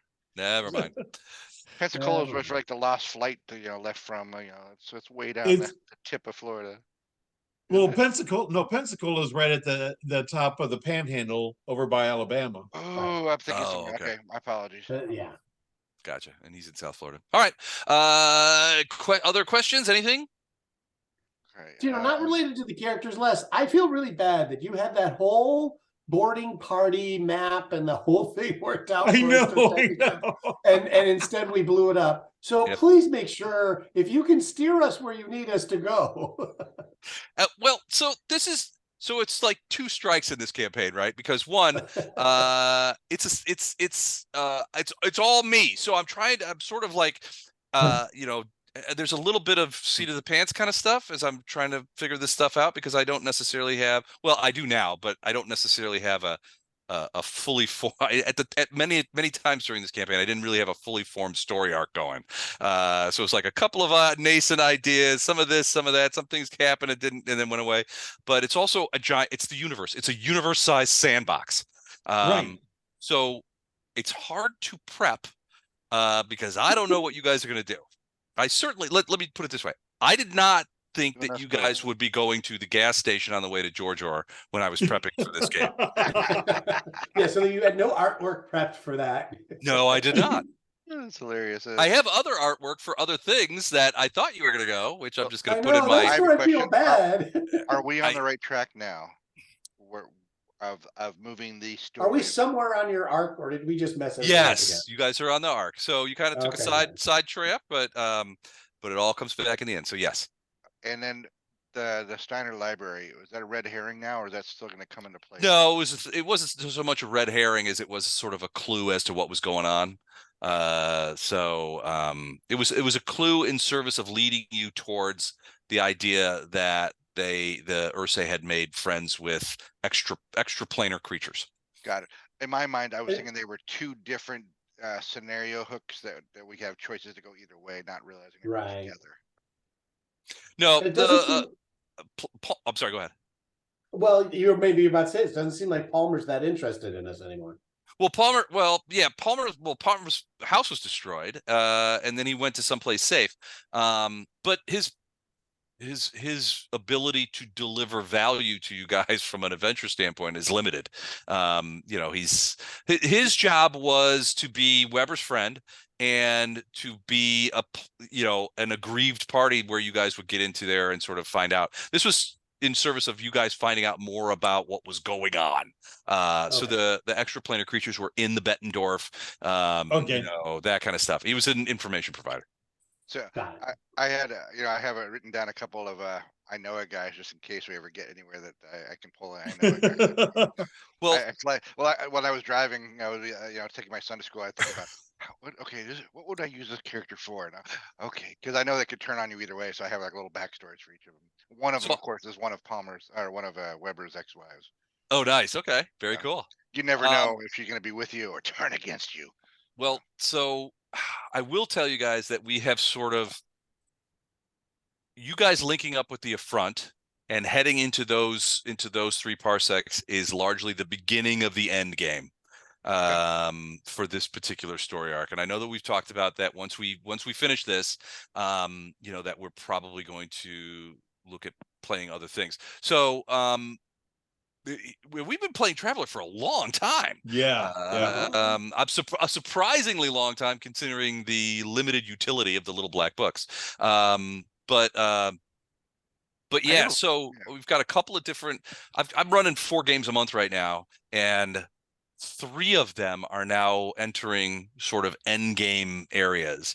And I know that we've talked about that at that point we'll switch up and we'll open up some slots in some of those other games and we'll have 2 and 2. So I'll run 2 games, but I'll run them twice as much. One of those will be 6 games a month for a while during COVID.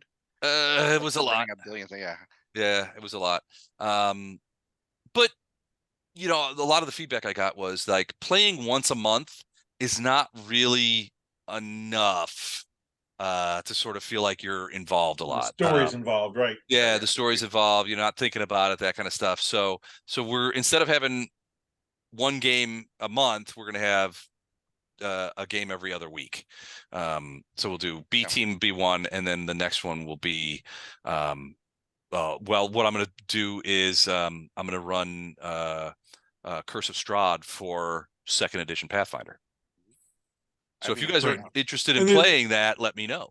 I am interested in playing that. Let me say that. There's actually 2 games every Sunday night, because when while Les is DMing those 2 different games, Mike Phillips and I each have a campaign also where we've got people. Like I've got Tom and Gwen and John Velker in the Otari playing campaign. in my campaign. And then who's playing in Mike's? What game is he? What is his game he's playing? I forgot what the name of it is, but I know that Gordon and Jennifer are in there. I'm in there. Is it? No, you're running. Are you running Otari and Rune Lords? Oh, you're running I'm Rune Lords running. for other people. Well, I'm running Iron Rune Lords Fang. for Beth and her Mike's friends. Mike's running and Iron Fang. Iron Fang, that's the one. Because you're in that too, Chuck, aren't That's you? what it is. And Yeah. Gordon and Jen and I are all 3 in that. Okay.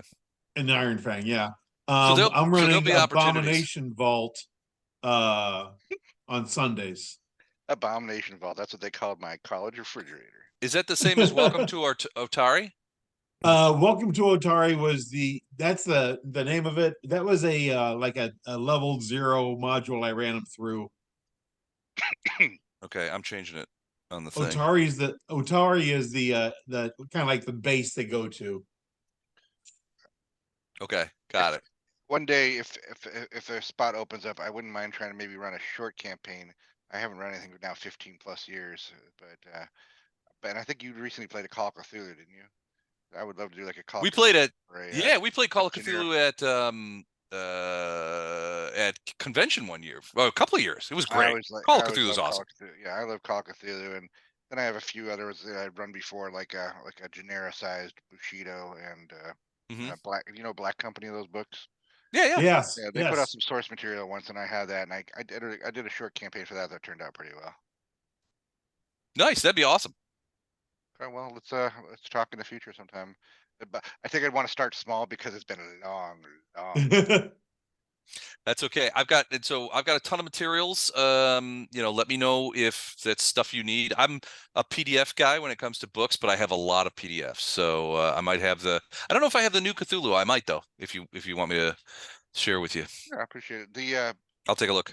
I was thinking about it. Roll20 hasn't really evolved that much in the last 10 years, has it? Since I've been playing this with you with 2013, 2014, and Roll20 feels like it's evolved very minimally. This last year they've added a lot of features, but it's still basically the same. I want some isometric views or something instead of top down, or some better little iconography. Yeah, is there a better choice? Well, so from a VTT standpoint, so a lot of people swear by Foundry. So Foundry is another virtual tabletop like Roll20. A lot of people really say that it is much superior to Roll20 from that standpoint. And to be blunt, I've only played, and it was as a player, not as a DM. I've only used it like twice. And it was good. I mean, it worked well. My problem is I've got like 12,500 hours of time on Roll20, so I'm kind of familiar with the territory. So it's difficult. I've got a sunk cost fallacy is hitting me pretty hard when it comes to that. But we could consider it. With Foundry, one person hosts the server, and everyone connects to that server. With Roll20, they are hosting the server. You're connecting with them. Yeah. Right. Over the last 5 years, Roll20's passwords have cracked. I mean, database has been cracked twice because both times I had a Roll20. Because it's one spot where you can get a lot of information and everything. Right. So they've twice I've been notified that your password is on the dark web. Like, I only use this one place. Roll20. I know, that's me too. Yeah. I keep changing it back to the one I always have. It's gonna be Thylacine 1 from now on. But yeah, so I'm looking at Foundry. There's another one that I was actually part of a Kickstarter for, which I forget, but it was called like Aquint or something like that. Let's see if I can find it. Oh, I remember you sending me the information for it. It looked interesting, but yeah. And, All right, and- guys. Now we'd all I'll have like catch a, up with you next week. all right, All right, guys, okay. all right. Yeah, Everybody we have did a great. time, didn't Yeah, I'll we? let you guys work. I'm Everybody have a gonna get great out of week. here. All right, sounds good. all Take right. care, everybody. That's lovely to Bye, talk to you. everybody. I need to go to sleep, so I will talk to you later, sir. Yep, I'll be around. All right, adios. Have a great week, you guys.